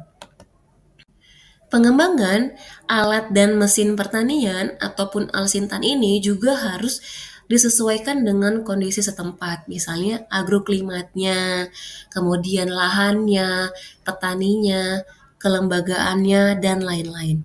Misalnya ya, kalau alat dan mesin pertanian di lahan yang berbukit ataupun yang di pegunungan. Nah, mungkin alat-alatnya juga berbeda dengan peralatan ataupun mesin pertanian di lahan yang cenderung datar misalnya. Pasti akan berbeda dalam penggunaannya. Kemudian juga agroklimatnya ini pasti akan berbeda karena kondisi suatu tempat itu akan berbeda antara tempat satu dengan tempat yang lainnya. Kemudian juga kelembagaan, ini juga akan sangat berpengaruh. Kemudian yang terutama adalah dari sisi petaninya. Nah, pasti, kemampuan petani dalam mengakses ataupun membeli alat-alat dan mesin pertanian, ini akan berbeda antara petani dengan pembiayaan yang cukup, dengan petani yang mungkin, pemodalnya terbatas. Ini akan berbeda cara penggunaannya dan, berkaitan dengan alat-alat dan mesin yang digunakan. Biasanya kalau petani yang sudah punya lahan yang cukup luas, itu mereka akan menggunakan alat-alat dan mesin yang lebih canggih. Kemudian juga, inovasi Alsintan ini harus juga diselaraskan dengan kebijakan strategis pengembangan iptek pertanian dalam suatu kerangka pembangunan sistem dan usaha agribisnis. Jadi, inovasi-inovasi ini juga harus disesuaikan dengan perkembangan ipteknya. Nah, apabila Alsintan harganya relatif mahal, maka teknologi tersebut akan jauh dari jangkauan para petani. Nah, memang kan dalam pengembangan ataupun pembuatan Alsintan, apalagi yang sudah canggih ya, itu pasti kan harganya lebih mahal. Nah, hal ini menjadi tantangan bagi para praekayasa untuk menghasilkan Alsintan yang berkualitas dengan harga yang terjangkau oleh para petani. Jadi, bagaimana bisa menghasilkan Alsintan dengan harga yang bisa dijangkau oleh petani. Sebenarnya ini cukup sulit ya, karena kan dalam pengembangan teknologi tentunya membutuhkan banyak biaya, otomatis nanti akan berpengaruh terhadap harga jualnya.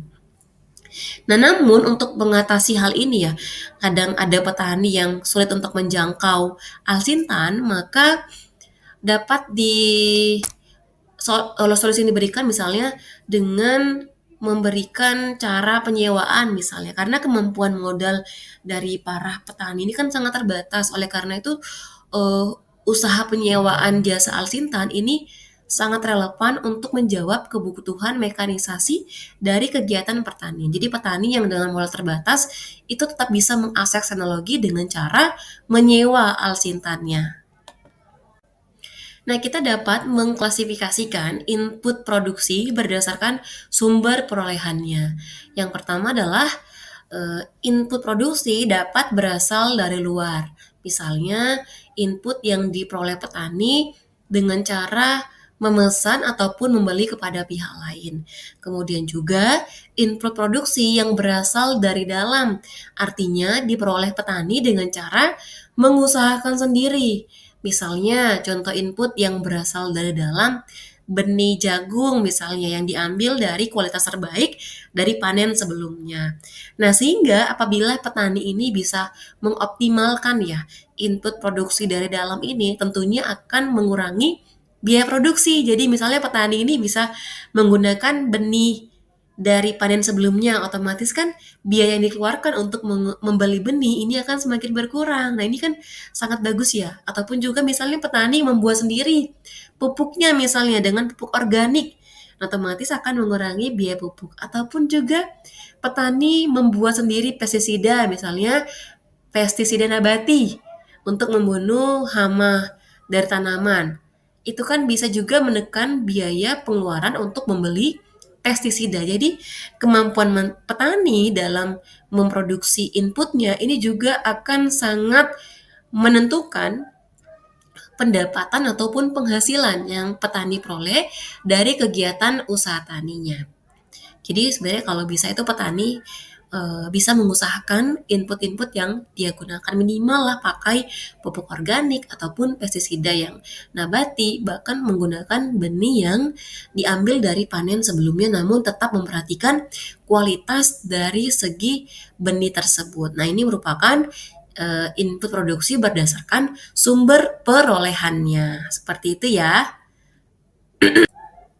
Nah, yang perlu kita perhatikan pada subsistem input ini adalah yang pertama, produsen sarana produksi dan Alsintan ini sebagian besar dihasilkan oleh sektor non pertanian. Jadi, ketergantungan sektor pertanian terhadap sektor lainnya ini cukup besar karena sektor pertanian ini membutuhkan dukungan dari sektor lainnya. Kemudian yang kedua adalah kemajuan teknologi pertanian ini mempunyai pengaruh yang signifikan terhadap perkembangan subsistem ini. Jadi, kemajuan dari teknologi dalam pertanian ini akan berpengaruh besar pada subsistem input ini. Apabila penggunaan teknologi pada subsistem input ini cukup baik ataupun cukup maju, otomatis akan mendorong penerapan ataupun keberhasilan pada kegiatan pertanian yang lainnya. Nah, jadi subsistem input ini memegang peranan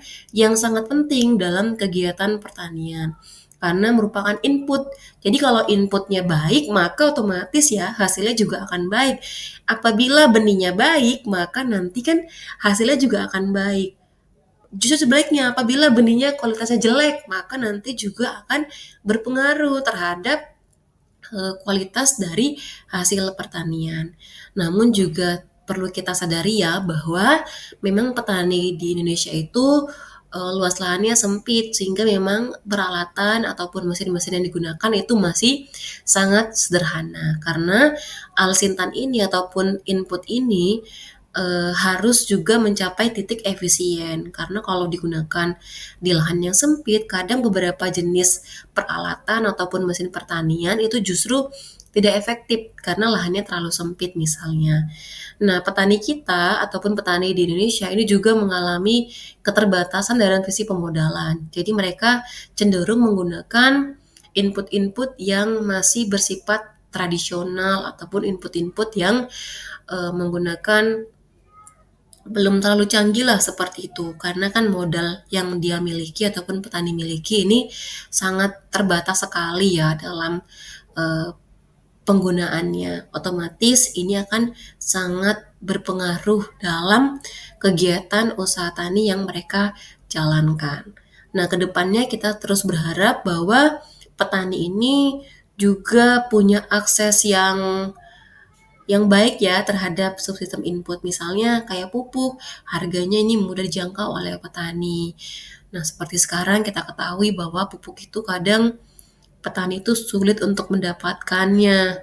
Apalagi yang subsidi, sedangkan yang pupuk yang biasa saja kadang petani agak sulit untuk mendapatkannya. Dan juga seperti pemberian dukungan dari pemerintah berupa pupuk subsidi ini juga kedepannya diharapkan dapat merata ya bagi para petani karena pupuk subsidi ini sangat mendukung para petani untuk bisa menekan biaya produksinya dan petani bisa secara baik menjalankan kegiatan usaha taninya. Nah, adapun pelaku pendukung pada kegiatan subsistem input ini sangat beragam, misalnya juga perorangan. Contohnya kios-kios yang menjual sarana produksi pertanian ataupun alsintan seperti yang ada di desa-desa ya. Itu biasanya diusahakan oleh perorangan. Kemudian pelaku pendukung lainnya misalnya perusahaan swasta, di mana perusahaan swasta ini bisa menghasilkan banyak input, misalnya perusahaan swasta yang menghasilkan pupuk, yang menghasilkan benih, kemudian yang menghasilkan alsintan, ini kan sangat banyak jumlahnya di Indonesia. Kemudian juga pelaku pendukungnya juga pemerintah melalui badan usaha milik negara yang bergerak pada berbagai macam jenis input-input pada kegiatan pertanian. Kemudian juga koperasi. Nah, koperasi ini juga sangat memberikan dukungan yang sangat besar ya bagi kegiatan pertanian kita karena petani lebih mudah untuk mengakses koperasi ini karena berada di sekitaran petani itu tinggal. Kemudian berkaitan dengan lembaga kredit. Nah, lembaga kredit ini mendukung berkaitan dengan pembiayaan ataupun permodalan bagi para petani. Nah, kedepannya kita terus berharap bahwa pelaku pendukung pada kegiatan pertanian ataupun kegiatan agribisnis ini akan terus berupaya ataupun berkontribusi dalam peningkatan kesejahteraan oleh petani. Jadi tidak hanya mereka saja yang untung, tapi petani juga diharapkan ini juga untung seperti itu. Jadi ini merupakan pelaku-pelaku pendukung dalam kegiatan pertanian ataupun kegiatan agribisnis tentunya. Nah, yang perlu kita ingat bahwa sekali lagi saya tekankan bahwa subsistem input ini sangat menentukan keberhasilan pada kegiatan agribisnis ataupun pertanian. Karena input yang baik ini akan berpengaruh terhadap proses maupun output yang dihasilkan dalam kegiatan agribisnis. Oleh karena itu, kedepannya harapannya ini petani benar-benar memperhatikan input-input yang mereka miliki, dan juga harapannya dalam perkembangannya akses dari petani ini untuk bisa mendukung kegiatan usaha taninya melalui subsistem input ini juga tersedia semakin besar. Jadi petani bisa mengakses berbagai macam input yang mendukung kegiatan usaha taninya. Nah, ini merupakan materi pada subsistem input. Jadi jelas ya bahwa input ini sangat-sangat menentukan keberhasilan pada kegiatan usaha tani. Demikian yang dapat saya sampaikan berkaitan dengan pertemuan kita yang keempat, yaitu subsistem sarana produksi dalam kegiatan pertanian. Kiranya materi yang saya berikan dapat memberikan wawasan bagi saudara ataupun menambah pengetahuan saudara. Demikian yang dapat saya sampaikan.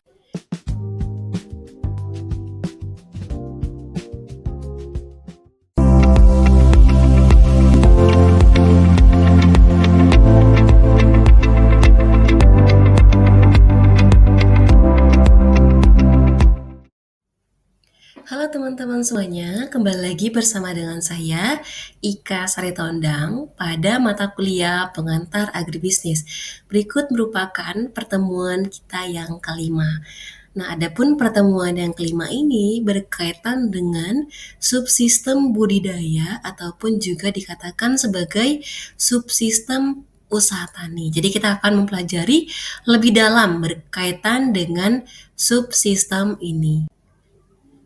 Adapun capaian pembelajaran pada pertemuan yang kelima pada mata kuliah pengantar agribisnis yaitu kemampuan menjelaskan tentang subsistem on-farm dalam kegiatan agribisnis ataupun berkaitan dengan usaha tani dan faktor produksi. Nah, usaha tani di Indonesia ini terus diupayakan agar dapat berkembang. Nah, seperti yang kita ketahui bahwa mayoritas petani kita itu masih menggunakan teknologi yang sederhana ya. Jadi dalam segi budidaya, petani yang ada di Indonesia itu masih menggunakan teknologi yang sederhana. Tapi kedepannya terus diupayakan agar kegiatan pertanian yang ada di Indonesia ini bisa menggunakan kegiatan budidayanya dengan cara yang modern dengan menggunakan mekanisasi dalam kegiatan pertanian. Jadi dalam kegiatan usaha tani ini terus diupayakan untuk bisa berkembang dari yang dahulunya sederhana ataupun yang saat ini masih sederhana, ke depannya akan berkembang menjadi penggunaan teknologi yang modern tentunya. Nah, untuk bisa berpindah ya, ataupun bergerak dari sederhana ke modern, ini tentunya membutuhkan dukungan dari berbagai macam pihak. Jadi, dukungan ini sangat berjalan ya, ataupun sangat mendukung perkembangan dalam kegiatan usaha tani agar dapat berjalan secara maksimal. Nah, di mana tanggung jawab dalam perkembangan pertanian, khususnya yang ada di Indonesia, ini adalah tugas bersama yang tentunya tidak hanya kita bebankan kepada pemerintah saja, namun pihak-pihak yang terlibat ataupun pihak-pihak yang berkaitan dengan kegiatan pertanian ini juga diperlukan kontribusinya. Misalnya kita dari perguruan tinggi, apa sih kontribusi yang dapat diberikan pada perkembangan kegiatan pertanian misalnya. Jadi dukungan ini sangat dibutuhkan supaya usaha tani ini bisa berkembang dari sederhana menuju ke modern. Nah, berikut merupakan gambaran umum dalam usaha tani, yaitu yang pertama berkaitan dengan faktor produksi. Seperti yang telah kita pelajari pada pertemuan sebelumnya bahwa dalam kegiatan usaha tani ini ada beberapa faktor produksi yang digunakan. Yang pertama misalnya tanah, tenaga kerja, modal, termasuk di dalamnya bibit, pupuk, pestisida, bahkan peralatan. Kemudian ada air dan energi. Kemudian dari faktor produksi ini diproseslah di dalam usaha tani, di mana usaha tani ini membutuhkan namanya manajemen. Nah, dalam kegiatan usaha tani ini manajemennya itu ada yang bersifat subsistem, ataupun yang komersil. Nah, subsisten artinya kegiatan usaha tani yang dilakukan ini hanya bertujuan untuk memenuhi kebutuhan dirinya dan keluarganya. Artinya tidak berorientasi pada keuntungan. Berbeda dengan manajemen yang bersifat komersil. Artinya dalam kegiatan usaha tani itu menggunakan ataupun sudah menghitung tingkat keuntungan. Jadi mereka melakukan kegiatan usaha tani itu untuk memperoleh keuntungan. Selanjutnya dari faktor produksi, kemudian usaha tani nanti akan dihasilkan berupa output. Nah, output dalam kegiatan usaha tani ini sangat beragam. Bisa umbi, contohnya ubi kayu, ubi jalar, bawang, itu kan outputnya berasal ataupun menghasilkan umbi.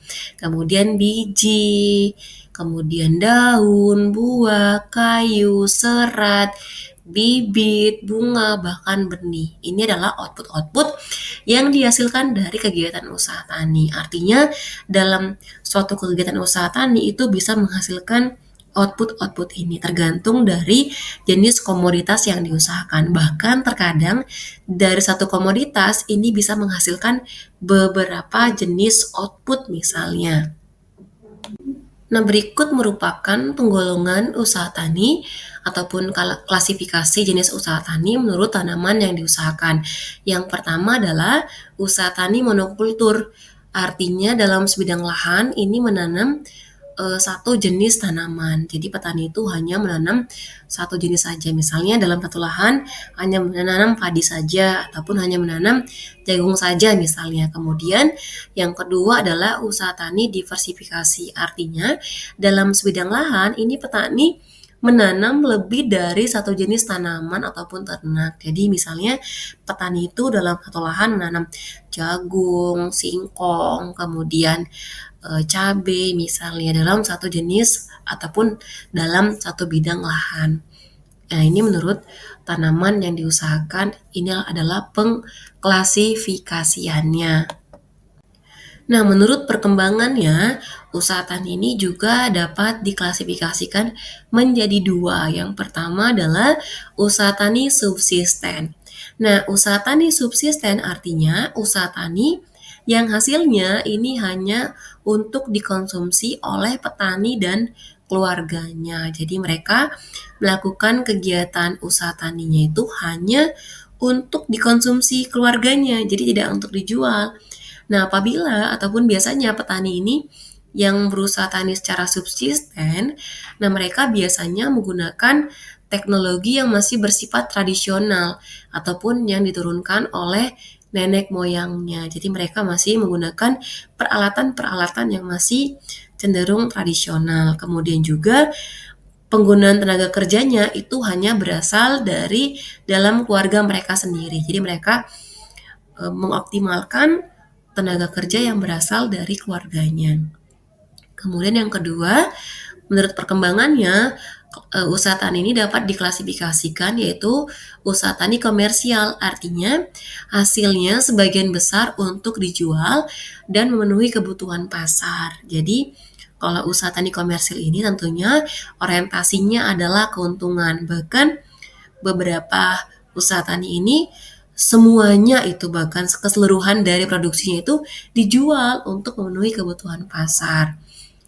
Nah, misalnya petani ini punya lahan 1 hektar, mereka nanam jagung misalnya. Nah, kan tidak semua jagung itu mereka konsumsi. Bosan mereka kalau konsumsi jagung tiap hari ya. Pasti mereka dikonsumsi sebagian, kemudian sebagian besarnya itu dijual untuk mendapatkan keuntungan ataupun mendapatkan sumber pendapatan. Ataupun juga dalam sebidang lahan, ditanam kangkung, kan tidak mungkin ya kangkungnya itu dimakan semuanya, pasti mereka akan jual itu sebagian besar karena akan bosan orang kalau nanam ataupun makan kangkung setiap hari. Karena juga ini berkaitan dengan masa tanam ya, ataupun umur tanaman. Karena kangkung kalau kelamaan di lahan itu kan akan semakin tua. Nah, kalau tua kan makin tidak enak seperti itu. Jadi, kalau usaha tani komersil, ini hasilnya sebagian besar itu dijual untuk memenuhi kebutuhan pasar. Nah, di mana biasanya kalau usaha tani yang komersil ini, mereka sudah menggunakan teknologi yang modern. Jadi, mereka sudah menggunakan teknologi yang canggih. Nah, biasanya juga tenaga kerjanya itu berupa tenaga kerja yang berasal dari luar keluarga. Mereka akan membayar upah tenaga kerja itu ataupun sewaan, kemudian bahkan borongan, kemudian juga tenaga kerja tetap. Artinya mereka sudah menggunakan tenaga kerja yang berasal dari luar keluarga mereka. Nah, selanjutnya pengklasifikasian usaha tani menurut polanya dapat dibedakan menjadi 3. Yang pertama adalah usaha tani khusus, kemudian usaha tani campuran, dan usaha tani tumpang sari. Nah, yang pertama adalah usaha tani khusus, artinya dalam sebidang lahan itu petani itu hanya menanam satu jenis tanaman saja, misalnya hanya tanaman padi ataupun tanaman jagung misalnya. Kemudian juga yang kedua contohnya usaha tani campuran. Artinya dalam sebidang lahan ini petani menanam beberapa jenis tanaman tetapi tidak ada batas yang jelas dari tanaman itu. Misalnya di satu sisi nanam pisang, kakao, kemudian jagung. Artinya tidak ada batasan jelas antar tanaman. Berbeda dengan usaha tani tumpang sari. Artinya dalam sebidang lahan itu terdapat perbedaan ataupun terdapat pembatas antara satu tanaman yang satu dengan yang lainnya. Misalnya satu lajur ini tanaman jagung, satu lajur lagi tanaman kedelai. Artinya itu ada batas yang jelas. Berbeda kalau campuran, dia seperti acak gitu ya untuk usaha tani campuran itu. Nah, jadi menurut polanya dibagi menjadi 3. Nah, untuk petani memilih kenapa sih harus ada usaha tani campuran, harus udah ada usaha tani tumpang sari, ini berkaitan dengan keputusan yang harus diambil oleh petani. Misalnya, kalau petani hanya menanam satu jenis tanaman, apabila tanaman tersebut gagal panen misalnya. Nah, ini kan petani otomatis akan rugi. Berbeda kalau petani ini menanam berbagai macam jenis tanaman, misalnya mengusahakan usaha tani campuran, bahkan juga misalnya usaha tani tumpang sari. Apabila salah satu jenis tanaman ini misalnya gagal panen, maka petani masih bisa mendapatkan sumber pendapatan dari komoditas yang lainnya. Misalnya petani nanam jagung dan kedelai misalnya. Apabila kedelainya ini gagal panen ataupun terserang hama sehingga produksinya sedikit, maka petani masih bisa memperoleh pendapatan dari tanaman yang lainnya, misalnya dari tanaman jagungnya. Petani masih bisa untung dari itu. Nah, sehingga pemilihan jenis komoditas ini ataupun jenis pola ini akan sangat membantu petani apabila terdapat hal-hal yang tidak diinginkan tentunya. Dan apabila juga tanaman ini berhasil keduanya, misalnya tumpang sarinya berhasil antara jagung dan kedelai ataupun tanaman campuran ini berhasil dari tanaman yang diusahakan, maka otomatis ini akan memperbesar pendapatan yang akan mereka peroleh karena petani mengoptimalkan penggunaan lahannya tentunya. Ini akan sangat berkaitan dengan penggunaan ataupun pendapatan ataupun penerimaan dari petani itu sendiri. Nah, usaha tani dapat dilakukan oleh berbagai macam pihak. Bisa dilakukan oleh individu, kelompok, ataupun organisasi, bahkan pemerintah dan perusahaan ataupun firma. Nah, antar jenis pelaku ini tentunya akan terdapat perbedaan. Contohnya misalnya dari sisi tujuan, misalnya kalau usaha tani keluarga biasanya itu hanya untuk bertahan hidup ya, artinya mereka hanya untuk memenuhi kebutuhan keluarganya saja. Kemudian juga biasanya tenaga kerjanya itu hanya berasal dari keluarga mereka. Nah, tadi ya produksinya itu hanya untuk dikonsumsi oleh keluarganya. Kemudian kalau usaha tani komersil biasanya mereka ini untuk mencari laba ataupun mencari keuntungan. Dan tenaga kerjanya biasanya diambil dari luar keluarga. Kalaupun menggunakan tenaga kerja dalam keluarga, ini hanya sebagai pembina ataupun memanajemen. Kemudian perusahaan pertanian biasanya tujuannya untuk mencari rentabilitas, kemudian biasanya menggunakan tenaga kerja sewaan dan produknya dipasarkan secara luas. Nah, kemudian berdasarkan hubungan dengan luar. Nah, kalau usaha tani keluarga biasanya lebih tertutup karena mereka kan lebih bersifat tradisional ya dalam pengelolaannya. Nah, kalau usaha tani komersil mereka sudah terbuka dengan adanya teknologi-teknologi baru itu ataupun informasi baru, mereka lebih terbuka sama dengan perusahaan pertanian, mereka lebih terbuka terhadap informasi ataupun penggunaan teknologi-teknologi yang baru. Kemudian pengelolaannya. Nah, kalau usaha tani keluarga biasanya dikelola oleh petani itu sendiri. Tapi kalau usaha tani komersil itu dikelola oleh orang luar ditambah dengan keluarga itu sendiri sebagai pembinanya. Kalau perusahaan pertanian biasanya menggunakan semuanya dari orang luar. Nah, kemudian dari sifat hasil, kalau usaha tani keluarga itu sebagai kebutuhan konsumtif. Tapi kalau usaha tani komersil tentunya sifat hasilnya adalah untuk komersil ataupun untuk diperjualbelikan. Sama dengan juga perusahaan pertanian, mereka memproduksi itu untuk diperjualbelikan. Kemudian dari unsur luar, biasanya usaha tani keluarga ini berdikari ataupun berdiri sendiri ya. Mereka lebih lebih bisa memanage sendiri. Kemudian kalau dari usaha tani komersil, unsur luarnya ini lebih banyak, sedangkan perusahaan pertanian unsur luarnya ini lebih dominan. Kemudian hubungan dengan rumah tangga, kalau usaha tani keluarga ini tidak terpisahkan. Tapi kalau usaha tani komersil ini juga uh, tidak terpisahkan juga ya ternyata. Dan perusahaan pertanian ini terpisahkan. Kemudian dari perhitungan hasil, kalau usaha tani keluarga ini memang belum komersil, tapi kalau usaha tani komersil ini mereka orientasinya adalah keuntungan dengan komersial, sama dengan perusahaan pertanian. Jadi pemilihan jenis usaha tani ini sangat ditentukan oleh modal yang mereka miliki. Jadi kalau petani ini modalnya terbatas, ya usaha taninya juga terbatas. Tapi kalau usaha tani ini punya modal yang besar, bahkan bisa mendirikan sebuah perusahaan. Jadi tujuan ataupun perkembangan usaha tani ini sangat ditentukan oleh modal yang dimiliki oleh petani. Nah, nanti dari modal ini juga akan sangat menentukan tingkat pendapatan yang diperoleh oleh petani itu. Nah, di Indonesia sendiri dikenal namanya istilah perusahaan pertanian dan pertanian rakyat. Nah, adapun perbedaan pokok antara kedua istilah ini tentunya akan terdapat perbedaan. Nah, yang pertama adalah pertanian rakyat. Nah, namanya juga rakyat ya.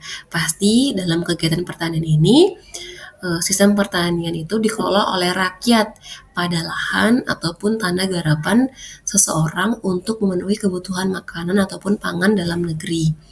Adapun ciri-ciri pertanian rakyat yaitu yang pertama modalnya kecil karena hanya diusahakan oleh rakyat ataupun petani secara perorangan sehingga biasanya modal yang mereka punya ini sangat terbatas. Kemudian yang kedua, sistem dan cara pengolahan lahan ini masih sangat sederhana karena mereka masih menggunakan modal yang sedikit ya.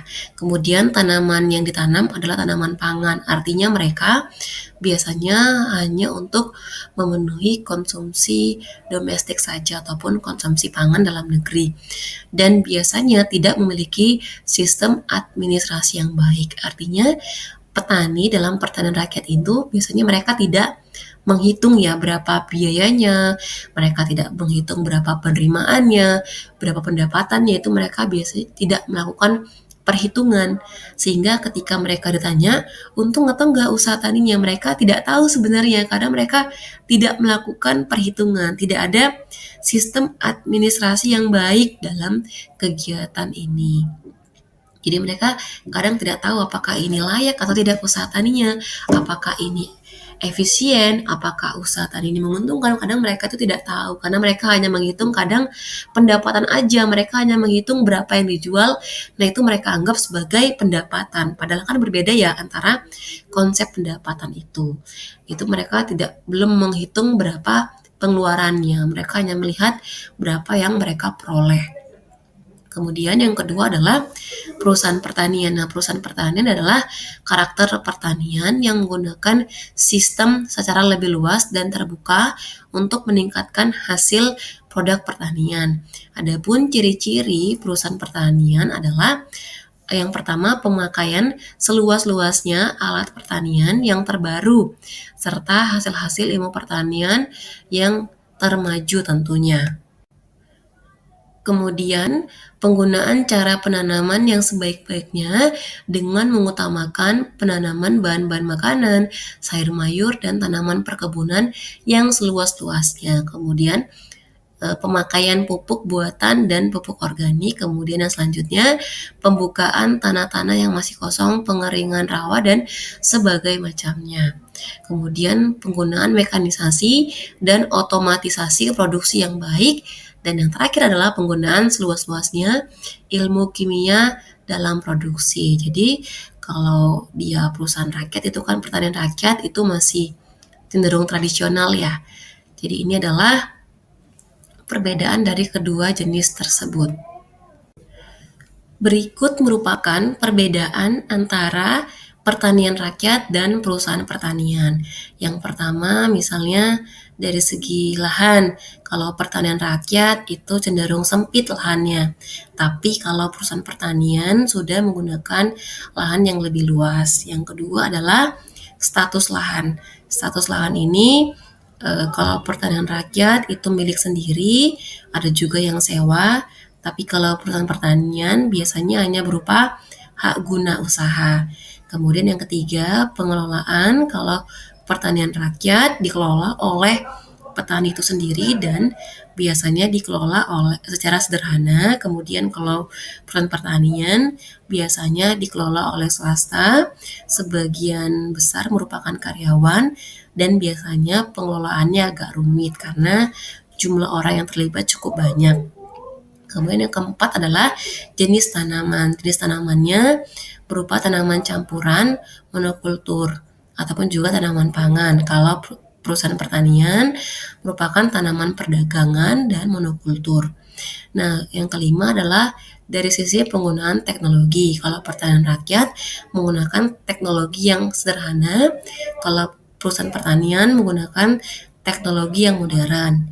Kemudian yang keenam adalah cara budidaya. Kalau pertanian rakyat itu masih menggunakan budidayanya bersifat tradisional. Kalau perusahaan pertanian biasanya selalu mengikuti perkembangan teknologi. Apabila ada teknologi yang baru, mereka akan menerapkannya. Kemudian yang ketujuh adalah cara permodalan. Kalau pertanian rakyat, padat karya. Kalau artinya padat karya ini adalah menggunakan banyak tenaga kerja ya.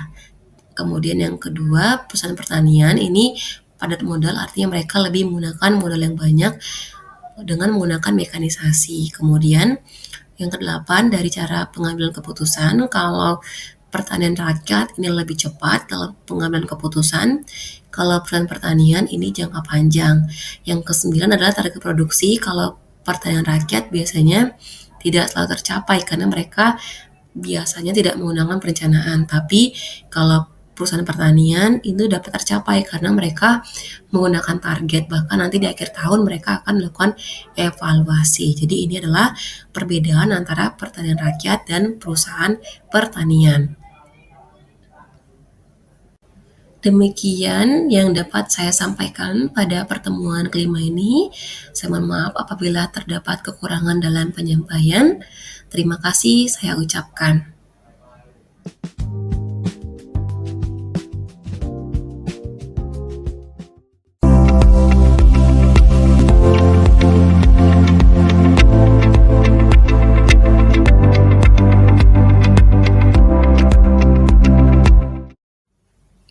Halo teman-teman semuanya, kembali lagi bersama dengan saya, Ika Saritondang, pada mata kuliah pengantar agribisnis.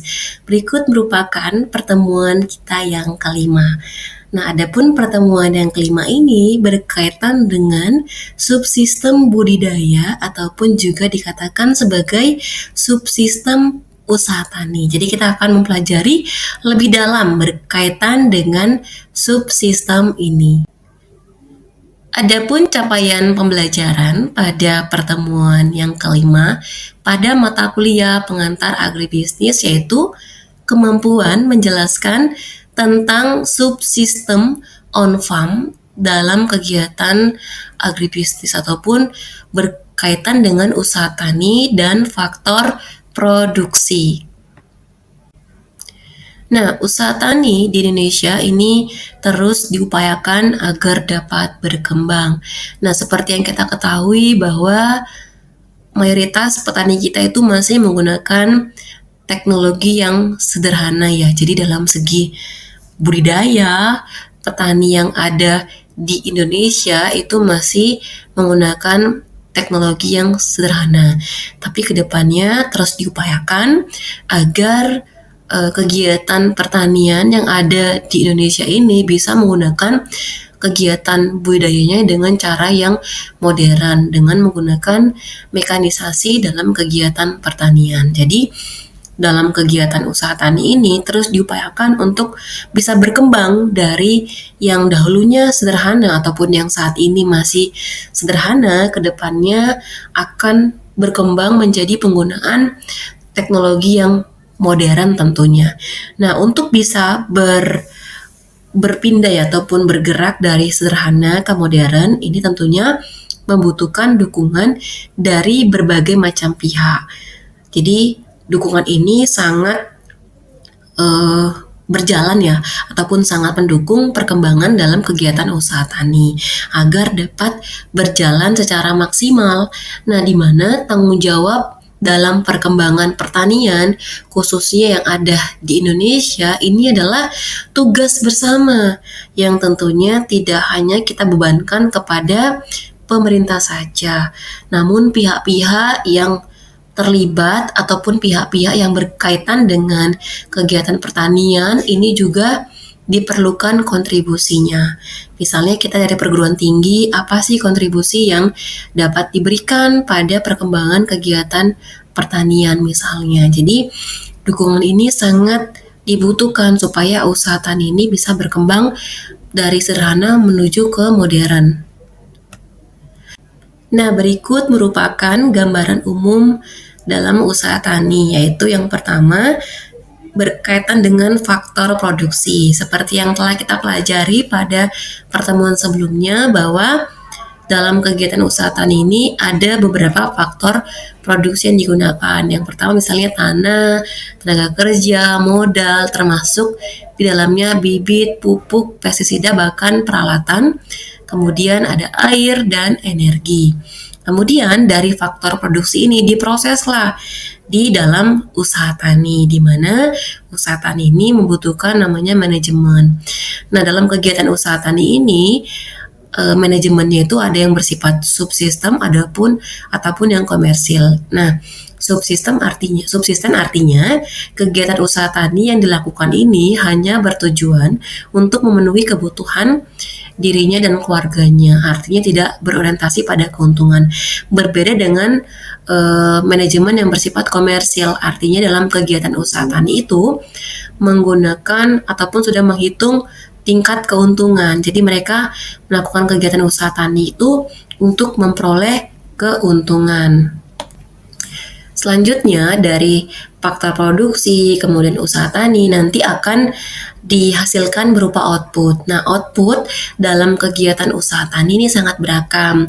Bisa umbi, contohnya ubi kayu, ubi jalar, bawang, itu kan outputnya berasal ataupun menghasilkan umbi.